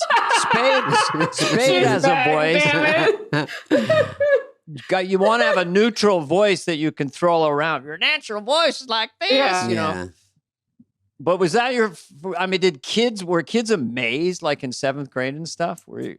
Yeah, all my friends were. Yeah. I mean, it's like a magic trick. Really amazed. Yeah, it was cool. And then, I'm sure you've heard there, but like, the Christina. Oh, that sounded a little bad, but sorry. That's great. Wait a minute, I love that you're doing this. I didn't want to ask you to do voices. No, I'm happy to tell it like in a story like that. I think it's great. Yeah, talk through it, like how you got that. You just listened to her and it just hit you. Did you get? Were you not so good and then you got better with the Christina impression, or did it just kind of hit you after you saw her? Or something? I think it's just like I listened to it so much, and then you start practicing, and you're like, oh, I could do this. But isn't she known as already a great singer anyway? And then now you're doing an impression of you can sing, but you have to actually be great. Yeah, I guess so. You know what I mean? Like she's so like people can't even sing like her. So you can sing like her. So you must be able to sing pretty well. Come on over, baby. Oh yeah.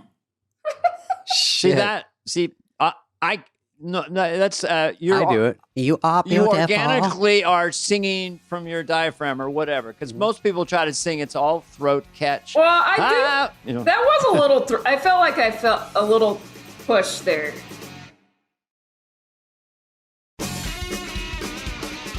I know. Sorry, my thoughts are all over the place because I also want to learn about your stories too, because you guys are. Dana's boring. Just like this is, I'm a little starstruck too. Yeah. Well. Yeah, it's true. We met each other in the clubs a few times, and you were on a comedy competition show, weren't you? First Impressions, your show. First Impressions. Oh, really? Yeah. And I got to say that was such a beautiful year because I did that show with you, and I was like, oh, this is so magical. And then I did my first pilot for Barry, Bill Hader's show. I was the waitress at the end. Oh. And I was like, oh, this is magical. Like all this, just people from SNL are entering my life. And then that was the summer I got the show. It was just so cool how that was all the same. It was so beautiful. Well, it's fun. And I mean, I don't know if you go to clubs and you meet a younger version of yourself that maybe does a few impressions or is a good stand-up and you want to give them props. You're still, I mean, there's an organic competitiveness with comedians or clowns, you want to call us. I always say the reason that class clown is singular is because if there were two class clowns, one class clown would kill the other clown. For the attention. But off my turf. You're a Saturday Night Live vet. You kicked ass on the show. You have all this talent. So when it means something to somebody who's like 23 or 4 coming up and you co-signing them and going, you've got it. Just keep going. whatever you say. Oh yeah. It's nice. Yeah, I feel like it feels nice to do that for like pay attention to. Yeah, try to help. Because you see Dana, I see Dana, and then when I get on the show, I don't know that Dana is worried about sketches or this or what, and then I'm like, oh, there's more going on in his head other than he's a star. I remember seeing John Lovitz, and then when I went to the show, I told Dana that John was sad, and I'm like, what do you? I mean, in my head, I go, you're on the best show in the world, and he goes, I'm only in 2 things this week, and I go, who cares? Who would even notice? Like when you're on, I'm like, oh, he's funny. I have no idea how many sketches people are in. And then I said, I just see you as like a star that's really makes me laugh, like Dana. And then when I got there, I'm like, fuck, and I immediately go, I just fell for it. And I already know the playbook. You're not supposed to think this way. And then after 2 read-throughs, I'm like, I'm not even in the show. And then I started going, oh my God, I'm turning into this. I can't help it. Because it gets hard. I know. And you try to talk yourself off the ledge. But your highlight reel is pretty extensive, If you ever go online and check yourself out, Well, Melissa. I know there is that one. I think it's, what is it? The We Are Me Too or something. Someone put a compilation of clips, and I look at it and I'm like, yeah, that's right. Okay, do pretty good stuff. Yeah. Right. Oh yeah, you're scoring there. You're scoring there. You're scoring there. I saw you do Gwen Stefani on Kelly Clarkson. Oh yeah. And she was right next to you. Gwen. I did it for her. I was like, that was crazy. Isn't it scary? Right? Wait a minute. She was right next to you. 3 feet. And you're doing Gwen with Gwen. Yeah. Oh, I told her. Yeah, this old bit I had of like when I'm in my car and No Doubt comes on the radio, I get into my Gwen impression, which is a dangerous impression to do behind the wheel. Because it's a lot of For a long time, I was in love. You beep beep. And she liked it, and that was pretty cool. I saw on that, and I was like, oh my God, she's going to do it right in front of her. First of all, Gwen is stunning. Gwen is super talented and a sweetheart. Seems I've briefly met her, but I like that she keeps her hair platinum blonde and then wears bright red lipstick. She looks great. It's a very potent look. She was a great sport about it. Yeah, and she loved it, and she was sitting right there, and what a blast! But definitely ups the nerves. Mm-hmm. Yeah, because I feel like I've done my impression for J-Lo. That was frightening because that's J-Lo is another one, You're like, what? And I think she was like, no, baby, I don't think so, no. See, I love it when just that. Yeah. Like I don't even know where I've heard J-Lo. Yeah, I mean, I've seen her in interviews. But it's like so perfectly encapsulates, and that's the fun of impressions. A little hook, it's like whatever that is. There is yeah her no yeah. So just a sidebar. What do you think? Affleck, are they? I mean, I wish them all the best. It's Jennifer Lopez, Bennett. Do you want to go on and see if you can trend by having an opinion about it? Oh, I think I'm all for it. But that. Me too. I wish everyone the best. That special was pretty funny. I thought it was a stand-up special, but I had the billboards of J-Lo. J-Lo. What was it called? What was it called? My Time Now. This is me now. This is me now. Everyone's like, I know. Like doing like dramatic J-Lo, like, no, you can't. Like the movie Enough when she fights back. Like I saw Enough. Every movie I see, I think that's happening. Yeah, because there's another one like called Still Enough. I've had enough, almost enough. Because every poster I see, I go, she has another movie out and she's on Instagram. She looks, and there's no hate. It's like, she looks beautiful every day, but give us 24 hours off. Yeah. I mean, that's how I feel. I'm like, let's go away and let us miss you. That's what Lauren told me. They can't miss you if you don't go away. I was like, oh, that was like a big life lesson about showbiz.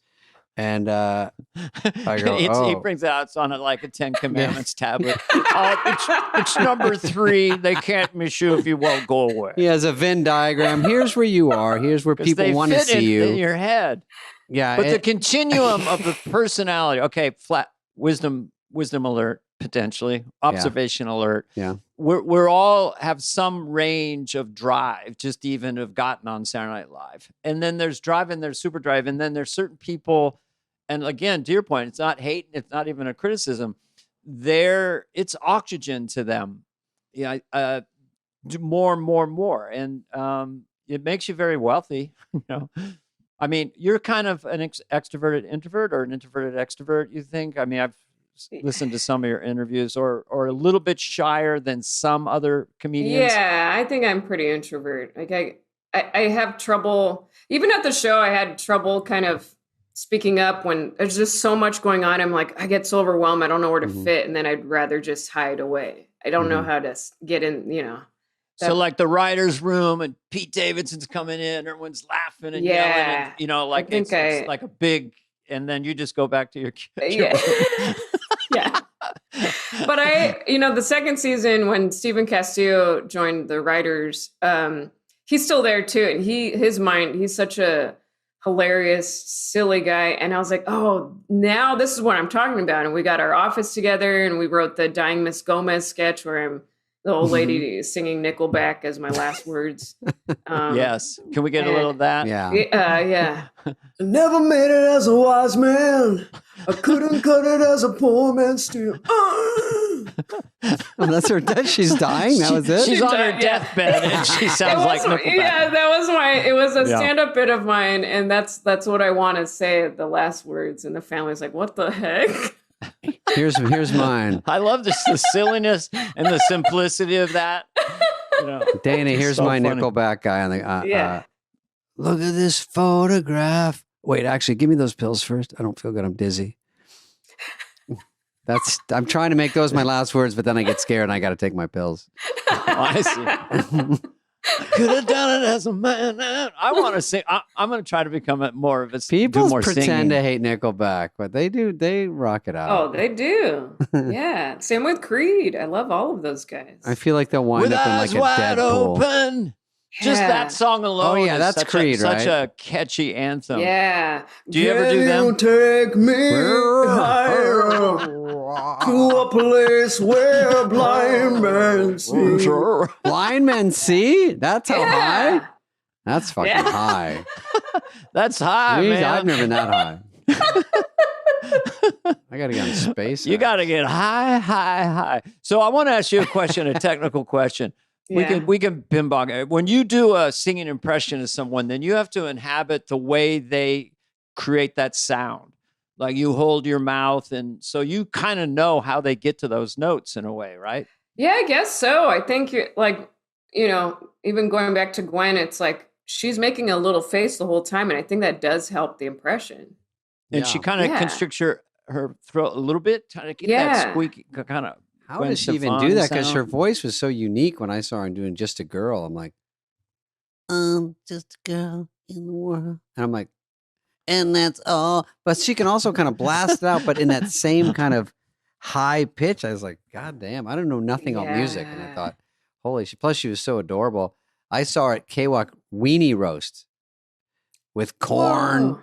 And I said, I like how you, this is the worst compliment. I go, I like how you sing, but also you ham it up out there. My friend goes, why are you telling her that? I go, I don't know. Ham it up? Because she kind of jumps around, you know what I mean? She jumps An international pop star with great physical moves is hamming it up? I know, it was wrong. And she's like, yeah, I like how you ham up your corny act. I'm like, thank you. I thought it was a compliment.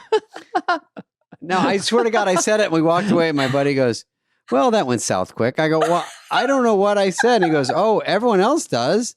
You said ham it up. And I'm like, did her face drop? Well, it was right after I'm Just a Girl was a hit. It was the Weenie Roast where it's just like she was newer. They were an Orange County band and it was down in Orange County. And you're famous at this point. Yeah, I thought I was a big fucking deal. Yeah. And I'm like, hey, like I thought I was Clive Davis. You know, I was like walking around like anyone gave a fat fuck what I said. And I'm like, corn, thumbs up. They're like, ooh, thanks. Just got the Midas touch from whoever this guy is. Is that a Joe Dirt cap behind you, David? Oh, that old thing? Yeah. Oh, I try to get it out of frame. Heather, throw that in the garbage. Notice. Yeah. This is a set. It's called Boring Podcast Background. And it's just at a local. God, Dana's is at a 10 out of 10. For $100 a day, you get to do a podcast from this room, and it's so nondescript. It doesn't really exist. Yeah, it just doesn't. It's But nice and someone might simple. come through that door. I like the tension of a door, that anyone could come through that door. Yeah. Dana's he said, give me Jeff Bezos' first 6 months of Amazon office look. Just nothing. Just a door, a desk. I thought Jeff Bezos, because I follow him. I like he's how we on, switch over to he's on a boat off the coast of Sardinia most of his life. And I thought he was peak jacked He's about a month ago. I go, okay, he's so jacked. If he gets more jacked, he's going to explode. Really? Guess what? He just got more jacked. He got just jackeder? amped a little bit more. Yeah. How? And she got bigger lips. I thought she can't do more lip filler. It's impossible. Everything's going She bigger on did. that boat. Everything is getting large. You know, It's they the have high a school full senior. medical center on that boat. So she can get Jeez. plastic surgery. She can get whatever she wants. I get nervous they're going to pop. I saw a pommel horse on top where the helicopter usually is, and Bezos is like, douche, douche, douche. I'm like, oh my God, he's going to go in the Olympics. Jeez. Yeah, he's doing the 200 free, And Jeff Bezos, surprisingly, in third place today at the Olympics. All right, white male rage on update. Sorry. This was I'm just throwing out more Okay, for good. Yeah. classic bits. It was Dude, that was all Bulla. He wrote Oh, that. that's all right. Bulla's a great writer. Isn't he amazing? Yeah. That was so much fun. Yeah. Dan Bulla. Dan Bulla. Quiet Dan Bulla with his good ideas. I thought he was so good. quiet and unassuming. I thought he was just Sandler's piano player. I didn't even know that he wrote Yeah. all this stuff, That But was we great. know So now. what was that one? Tell me it. It was when the Oscars, I think it was all white males winning, right? And then he came up with this really good jingle. It was like white male rage, and I dressed in like a gold outfit. I think Steven also helped on that one too. And it just was it was just so catchy. It's like white male rage, white male rage. Joaquin Phoenix, white male rage. Oh, what was? Going But was it crazy. because white men weren't winning enough at the Oscars or something? It was, I think, because it was all the characters in every movie was everyone had rage. I think Like that the was Joker. the Joker time, and then there was the Joker is always in a bad mood. I think it was the Mafia movie too that De Niro that long. Remember? Oh, the Irishman. Irishman. Yeah. Yeah. What are White you mad male about? rage. White male rage. Well, does anyone think that maybe Joaquin, who is brilliant, Love him. the first guy to smear the lipstick, because I've seen all the Jokers all the way back to the 60s. All the way back. Cool, nice, tight lipstick. Nice and Yeah. perfect. Heath Ledger, God rest his soul, genius, comes out, smears it, first Yeah. one. And Joaquin will we ever have a full, Nope. beautiful lipstick Joker Kylie Jenner again? lip Or kit. will always denote crazy. I'm a crazy, crazy. Joker. Look at my smeared lipstick if you got any doubts about it. Yeah. If you watch a poster, you go, that guy's crazy. I don't know why I went into that character. I like Yeah, it. look You- at the you- lips. I'm The crazy. lips are weird. I'm crazy. I want to get you in prosthetics in a Yeah. film Mhm. doing something because of your chameleon-esque personality. Wouldn't you love That'd to be do something like cool. that? Yeah, you know, where it's I just would love that. I think that would be great. Were you on there with Fun. Sarah Sherman? She's a hilarious weirdo. Yeah, she was I was after, right? Or at did you the- overlap with Sarah? just that my last season. Yeah. Oh, you were? Great. Yeah. She's a quirky kick in the pants. Oh man, It's a she's great so good. summary. She's so good. She's on tour right now, and I see videos from it. I go, Sarah, are you okay? I'm flying out there. She's a kick in the pants. It's so pure she would love bananas. that. It's not phrase. straight stand up. It's it's super fun. It looks She is way more bananas. interesting than my show. I'll give you that much. Yeah.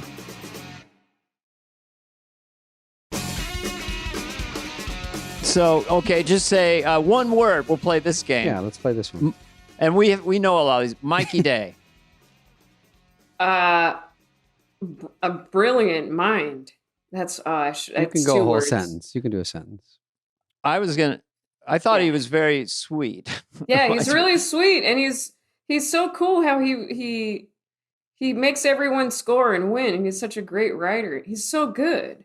And he wrote the Dirty Talk sketches for me, him and Streeter. I don't know if you saw the Dirty with Talk. Donald Glover. You did one with him. And Aziz. Yeah, that was fun. That was so a funny take where Glover was trying. David, pay attention. I'm Donald circling things. was trying to get sexy with Melissa in bed, and then you just didn't get it or something. Yeah. It's like, talk dirty to me, and I was like, yeah, you make no money, or like you're. Yeah, all right, Dad. Don't call me Dad. It was just like I kept getting it all wrong. It was really fun. Yeah, come on, man. Childish Gambino or Donald Glover? I don't know why Dirty Talk. I did a bit in this one with my stand-up. Just the rhythm of it. Always when people stand up to, I did it like, "What are you going to do? Huh? You like that? Huh? Where did that come from? What are you going to do? You're going to get." It's kind of aggressive. Yeah, that's funny. Let's form our own. And then she goes, sketch show. And I'm like, no, these are rhetorical. Don't answer. What are you going to do? Do you like that? And she goes, yes. I said, don't answer. These are rhetorical. That's how I ruin it. It's that math, that chess genius guy comes out in the worst possible time. Spelling bee. Did you Cecily Strong or was she there? Cecily? Yeah, she was. You guys did some stuff together. So talented. And I love doing singing bits with her too. She's such a great singer too. Oh, really? Yeah. No. Yes, but there's only one Melissa.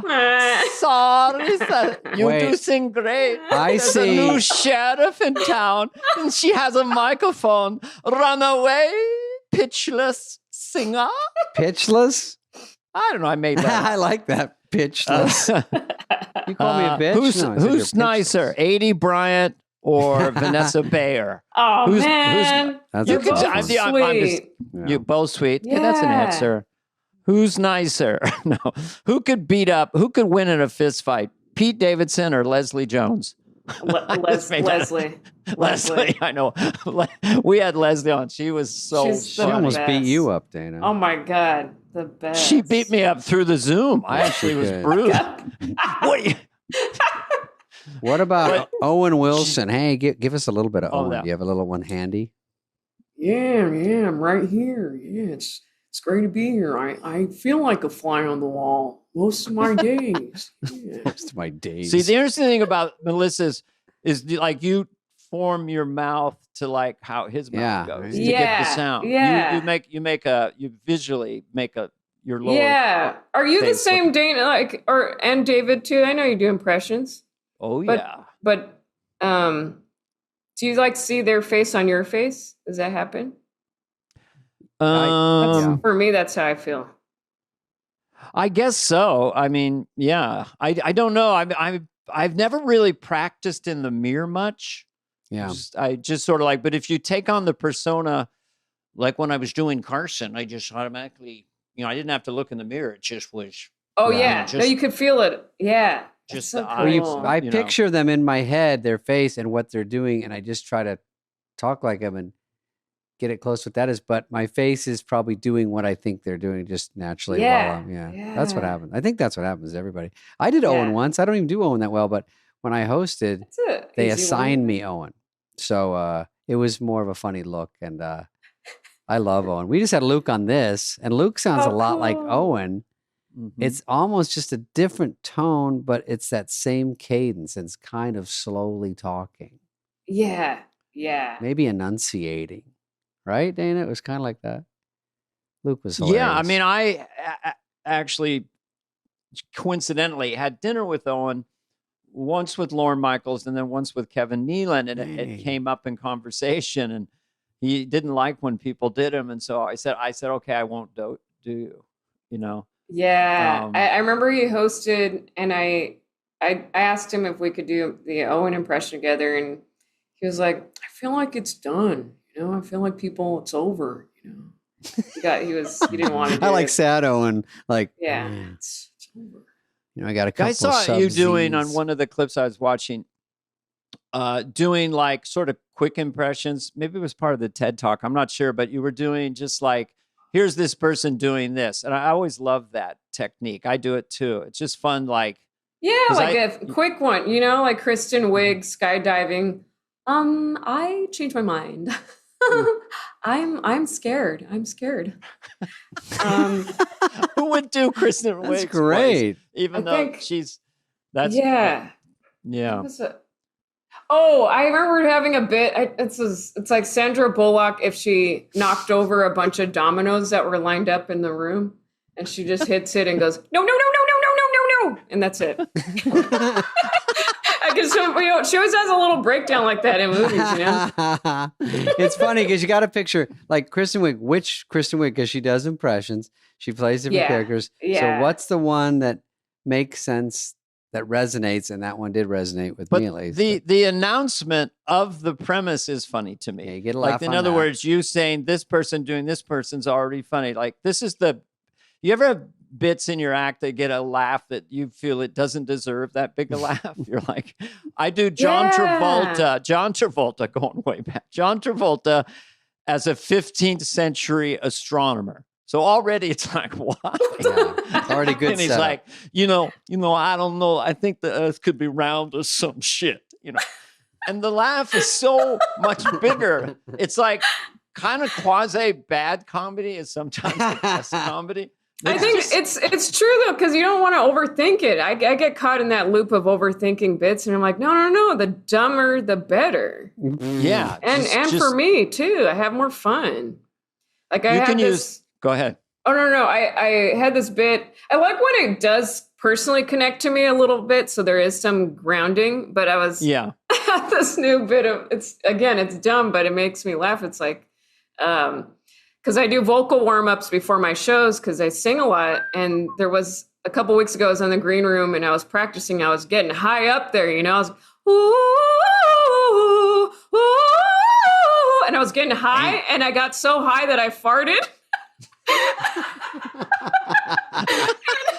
other comics around, I was like, damn, I could never just be a hot for one moment, And I thought if I was like, do other singers go through this? Does Ariana get up there just and people are like, oh damn, Ari, was that you? Yeah, I guess I'm a dangerous woman. Yeah. I did a variation of that.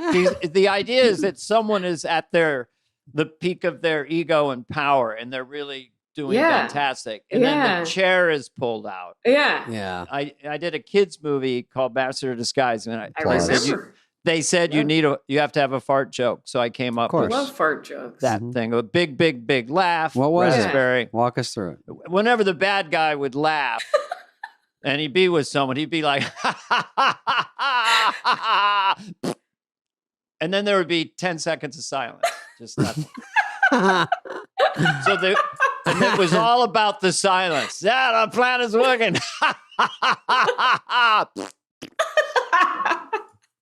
So I came up with a fart joke that made me laugh because I said, you need a fart joke? Don't really have one. But that's great. I like that I one. love that. Pull that one And out. now it's yours. You can use it this way. I was on a podcast with Dana Carvey and David Spade, and they were talking about fart jokes. This is after you do this one, and he used to do this one, bad guy. And so you just lean on it as a friend because it's not part of my act, but now you can use it if you want as a tag. Thanks. Do you want to try it out? Yeah, I'll try it out. Thanks. Take it out to do it on Bo and Yang's podcast.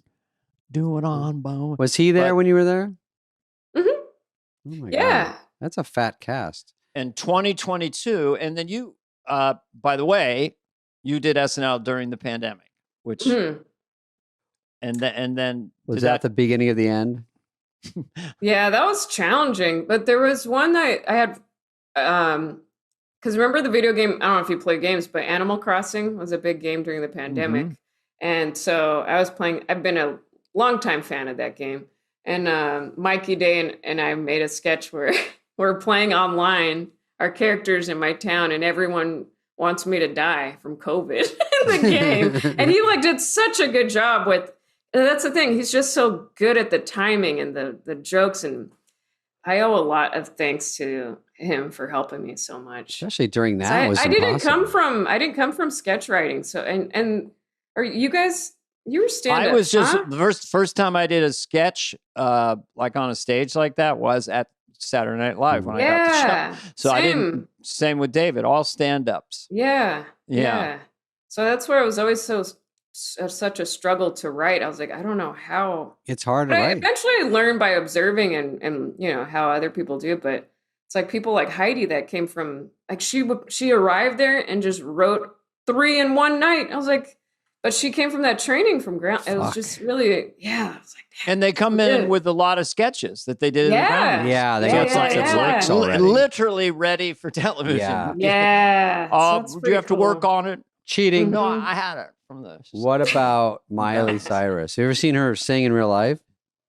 Like, have you seen her I somewhere? think, yeah.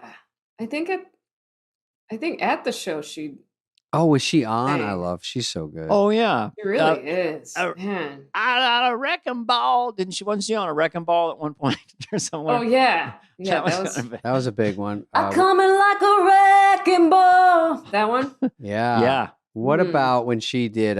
You won't know this one, but she did Like a Prayer. I saw her live in one of her concerts, like a stadium concert, and it was better than Madonna's There I Said It. Ooh. Yeah, There I Said It. She's good. And I like Madonna's Like a Prayer. It's great, but I think she had a cowboy hat on, Miley, and she came out in like a Young Guns duster, and she fucking wails on every line. I'm like, Man, I would know her black out. She's like, voice. Yeah. I was like, whoa. Yeah, she's good. So I'm gonna do her. I'll do impressions. I'll do her. Yeah, do it, dude. Yeah, I will. I mean, my impressions were about one a year. But the problem with SNL is you just get assigned stuff, and they go, you read a sketch and read through, and you're like, in 3 pages, I have to do, Alec Baldwin. You're like, I do, and they're like, the writer's they like, assign you stuff, Melissa, like that? I mean, because that is weird to go. It would happen. Yeah, for sure, it would happen. I think my favorite moment of this happening was. So remember when Sandler hosted and there was a Sandler family reunion sketch. That was funny. And at the table read, I wasn't originally in it, which is like, why'd you write me in this? But right. They were like, hey, the writers were like, hey, can you read as Waterboy on behalf of Kristen Wiig because she's going to play Waterboy. So I was like, yeah, sure, I'll read it. And I did it so good at table because I'm like, that's my favorite. know, and Lauren was like, yeah, maybe keep Melissa as Waterboy. And I was like, So did you work on that at all or you just had it? I had it because I've always loved Waterboy. Go ahead. Sorry, that's my dog. That's my dog, if you hear. Yeah, Sandler's kind of whatever that rhythm he does with the characters that are, not too smart. Does the thing with his mouth. I saw a movie where you played someone that looked just like me there. I saw it on a big old screen. I said, hey, that's me up there now. No wonder it made $300 million. What'd they do with KW? Did they kick her some other impression? She played the mom character, I think, from his CDs or something back in like they're gonna make fun of you. They're all gonna laugh at you. Yeah, they're all gonna laugh at you. Yeah. I should show her that tape. Yeah, that was so fun. They're all gonna laugh at you. Is that the album up on the wall, Heather? That's an album. They're gonna laugh at this Sandler boy, or they're just all gonna laugh. It's actually from. I think it was borrowed from Carrie, the movie Carrie, where she was going to go to school, and they go, "They're all going to laugh at you," and he did it as a sketch with Smigel, and he kept saying, "They're all going to laugh at you," and we were all cracking up at the table because it was so. Just kept saying it over and over. They're all going to laugh at you. And then he had an album called that, and then we did. I have a poster of all of us on recording one of the albums. We just did little bit parts, but definitely the fun of Sandler's being on those albums when albums were doing something and they would go gold or something. You know what I mean? You go, holy shit, he's got an album. It's one more thing. Yeah. It's great. Cool. Would you ever, I don't think you'd want to do this, but it's interesting that you could do a show in Vegas. I'm not saying you should do it, but Danny Gans was, Danny Gans of all people. I know. It's like you go on, you have the orchestra, you're funny. Right. You do stand up. Pretty then you much do can do every major pop star which people love seeing. Yeah. I don't know. I'm just saying, if you ever were bored and wanted to just go out and live in Vegas for a year, Yeah. It would I work. would totally be down. You do Really? Owen introducing Gwen Stefani, and then you do Gwen Stefani. Then you do some of your stand-up, and then you go into another song. You do Jennifer Lopez. You Kate come out McKinnon. as Melissa, and you do 5 minutes about you. And like on your TED Talk was really funny how you just worked it all full circle. Yeah. It was 12 minutes long, and at the end, it was kind of poignant, Just, All right, so it's I think done deal. That vulnerability. It's a done deal. Tell Vegas. We're doing it. Hello, tell Vegas. Hey, can I do my show, please? Hey, can I Is do Your favorite one to do is Dolly, right? Dolly, yeah, I do like Dolly. Because it positivity. And yeah, that was a bit I had in the TED Talk too. It's such a good voice because my voice sounds sarcastic. I don't believe me when I say positive affirmations. When I go, I'm smart, But during Dolly, go, I'm so smart. I'm lovable. I am capable. I will always love me. Yeah, that was, and that update was the same format as the Gaga one, where it's me just admiring them, loving them so much that I dress like them, and that nice like balance of being myself, but also doing the impression and singing. And I was like, I loved doing those. That was so fun.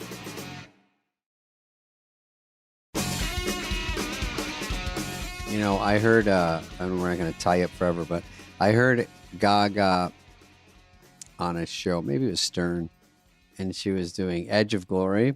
I didn't really know the song, and I was like, God damn, she's good, because she was just doing it with nothing. She's like, I'm on the edge, the edge, the edge, the edge, the edge. And I was like, in my car going, oh shit. Yeah. That's not the one you do though, right? The Gaga update was I did The Shallow because that movie was that's so big. It's a funny song in a way. Yeah. Because of the hello in the shallow. Yeah. That rhythm. Have you seen the video of her doing it read through at Stars Born read through?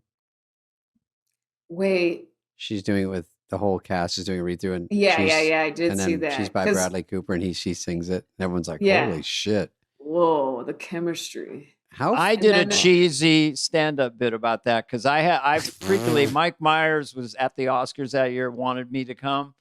He was there for Bohemian Rhapsody, so I was in the third row with my wife, and I saw Gaga and Bradley Cooper up there, and there was no lighting under the piano. But I had a view to what was going on, who was reaching for what. In the shallows, I had you going. But the truth of the story, I did have a view, and I thought they were, lovers, just from my blink.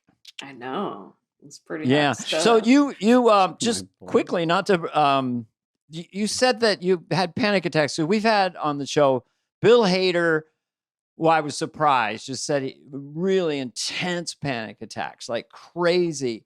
I said, even the last season could seem like he was just so loose. But so did we all battled mental health issues in a sense of just the pressure of the show and stuff? Mm-hmm. And then you wrote a book about it, basically. Just a book. Whoops, I'm awesome. Awesome. I do a lot of drawings on the side, and they're funny and also heartfelt. So I put them together in a book about how do you get to that silly side of yourself when you get so serious or so caught up in it. And so I separate, but yeah, I think I was just too much in my head. I was like, I think I just remember there was one time at a table read, like The Break, and I don't remember how I got there, but I was kind of running through the halls, like panicking, and I couldn't catch my breath. And I was like, and people were like, whoa, are you? And I couldn't, I don't know. I didn't know where I was or something. It was too much. I think I don't know how that felt. Weird. What season was that? How long? That was the last season. Yeah. Yeah. And it was still kind of like, because even if you were able to manage it, you still there is some sense of relief when you walk away, even though there's nostalgia and this is now behind me because, with Lauren, he would just, and he was like the coach and, do you have any new characters or are you just going to stick with the church lady? How it gives you a little nudge. So you feel like I would worry about the show. Like, are we doing well? But David passed out pretty much every other read through, just completely passed out. No, I pretended I was passed out because I wasn't in sketches. So I go, I couldn't be in anyway because I'm asleep. So I just lay down on the table. No, that was just low blood sugar. No, I did have that problem, but I was so stressed out of my fucking gourd. I couldn't see straight. But also, my hair got brown. I only had white blonde hair my whole life. And I'd never been anywhere where it wasn't sunny. Whoa. And I'm like, and New York's sunny 10 minutes a day right when it's noon and it comes through the buildings. Yeah. And it's noon. You're 15, just inside. Yeah. And it's shadowy again. So I'm like getting like no sun on my body, no vitamin D. No one's drinking water. No one's eating healthy. It's all pasta and pizza. It's all popcorn in Lauren's office. That was the main thing. Man, he has the best popcorn. Yes. The best. If nothing else Lauren from has SNL, is the best. We had good popcorn. Lauren has the best water. My socks, you get them at Dude, if there's an earthquake, that would be my safe room. I got to climb into Lauren's office. The whole movie would be me getting to Lauren's office to get like lifesavers. Let's put up the titanium shell, shall we? No blast will get through it. No cast members. No would you like players. some sushi? Do you want a hand roll? Yeah. Press a button. That's But so how did funny. you like that? Bill Hader talked to it. You talked to it. So now that when you are away from it, are you better? Are you? I do feel healthier? great. Yeah. But I also want to still keep working on. I'm a people pleaser. Are you guys as comedian? Like, I have such a. I want to be as strong as these other comedians and performers where it's like you just push through and still stay true to yourself. I think I had the need to please disease, or it's still a naturally organic thing for me. But I had two personalities. The other side of me was really competitive. So one time I was in this club, and there's sort of these alpha comics. They're not necessarily funny, but they scare the audience into getting laughs, like just really loud hulking. Yeah. What the fuck? Look at this fucking guy in the front row, and everyone's like, Yeah. They were kind of laughing at me. Yeah, look at this fucking guy. What are you gonna go? Who are you gonna fuck? Right. So those guys were kind of giving me, because I had a little boyish haircut and I looked 12, and they were kind of giving me a little bit of shit, like not kind of laughing at me a little bit. So I said, okay, I'm going to get multiple standing ovations. So I always love it when I come off the stage and the guy was really cocky and kind of giving me attitude. I see the fear in their eyes. Their eyes get real big. That's what I live for when I just hurt their very being. So I have a passive aggressive people pleasing side. But on the show, the people I hooked up with on a regular basis, I don't mean sexually, but I had Mike Myers was my partner. And so score machine. I played Garth. I loved doing Garth. I loved it. Like so Tom Hanks cool. said, sometimes it's great to be the guy next to the guy. And then Hans and Franz was with Kevin Nealon, my good friend, and then Phil Hartman with Johnny Carson. And so, and there was no competition. It's just totally all about everyone's sketch. scoring. Yeah. Yeah. So how would it manifest yourself if you wanted to be more strident in the green room, or where would it? Because you're the headliner. You go in the club, and I mean, how would that? Like now, what would it look like right now? If you, I don't see what you're trying to become. I mean, more aggressive in the green room or with comedians? No, I think I just. It's probably right less now, competitive now. It's less competitive, yeah. And I find the people I love working with that feature for me. I'm working bits on the road. It's more fun, right? And even just just the friends that help me be a better person and performer. That's what I want to just play and create stuff. Yeah, because at the end of the day, right now, it's you on the stage with your audience. And everything else is background. Yeah. Also, you're going on because at SNL, you might have weeks you're not going on. So if you can go to a stand-up set, you're like, at least I'm getting 15 minutes or an hour where I get to do it. So that's fun. You get to write for it. You get to have a beginning, middle, end. And that's tough at SNL if you're not in anything or you have 2 lines here and you're like, I feel like I'm getting behind, it's all the same weird feelings. Yeah. I've been doing this. It makes a lot of sense for me, but I've been doing it. And you're welcome to do a set if you'd like, but I do a morning show now at 10 a.m. at a little theater in Altadena. It's called Fresh Coffee, Fresh Bits. And everyone just does new bits, and I bring coffee for the crowd. Wow, that's a great idea. Yeah. Just get up, have coffee, and then do a set. It makes so much sense. I told Taylor Thompson the other day, I was like, it makes, and she was like, yeah, that makes perfect sense because you're a good person. Because at comedy club, she was like, yeah, comedians are horrible humans. Yeah. Well, we're not great. No, you guys are great. I'm not saying No, I know what you're saying, though. No, I never hung out. I mean, there were people who really hung out. And the comedians would hang out and go places, do this. And I'd have a few friends and stuff. I wasn't antisocial, but I never really liked to be around like 15 comics hanging out. Maybe 1 or 2. But is this true? Like you have fans and they call themselves Melissa Monsters? Little Melissa Monster. Yeah, that was after the Gaga update. But yeah, I think I've just been leaning more into the place where it's kind of a little kinder and I feel like my comedy, it's that, I don't feel, I feel like when I go like after really tough comics, like you were saying, that have like, I don't know how to, but I'm trying to, I know I'm a good performer but I just have a lot of, and it's nice. I try to make sure it's joyful for myself too. I think that's the operative word, Yeah.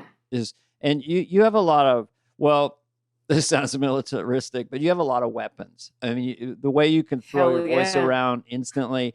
And, at monologists, joke smiths, they don't get to do, like if I start to get into a rhythm as Johnny Carson or something, I'll go 10 minutes or, I don't care. Do you have any jokes? No, I'm just riding the wave. Mm-hmm. But, joke people and writers, I have so much respect for them. They need to have, like Dave Attell needs to have 3 or 4 punchlines a minute. So his special was 35 minutes and it was fantastic. But boy, he had to set up punch and brilliant turns, But people like you're a performer. You're out there. You're fluid. You're fanciful. And writing like punchlines and stuff. That's what's hard for me. But I try to meet with, like, I actually do write with Nealon, and he helps me a lot with those quick little. Oh, he's great. Yeah, God damn, he's so fast. And I'm like, how come I didn't see that? Yeah. Well, he's one of the best that can do it. Yeah. He's the best at a guy come out like, okay, we're going to get started here in a minute. He's got the mic up really high and he's moving really slow. And then, all right, we're pretty much halfway done. Okay. He has all these funny. I came out on Lights Out and he's sitting there. He's the panel, he's on the panel. And after 3 update jokes, he goes, David, what do you think you're going to wear tonight? And I go, I think I'm just going to go with this. He goes, oh, okay, keep going. Yeah, he's got 1 million of those. Yeah, it's just these throwaway nothing things. Yeah. All right, good. Okay. Kind of dopey. We love Kevin, but it's good. You and him are a potent pair, but it's great, when you're around friends and they're comedians and you can tag each other's stuff or, hey, you could maybe do that or, when you're just out to dinner with a few of them and stuff. So Nealon, he's also just a very nice person. He's a good guy. But you can be a nice person and still win in show business. Case in point. Yeah. Yeah. But we all have doubts. Let's see. Passive, aggressive, and a people pleaser. Well, my did you go to therapy? Because I was in therapy for 5 years about people pleasing. Oh yeah. She's she said I was a people pleaser, and I said, God, that's a great observation. Once you said your therapist, I got it. That's good. Is that your closer? She said you have ADD.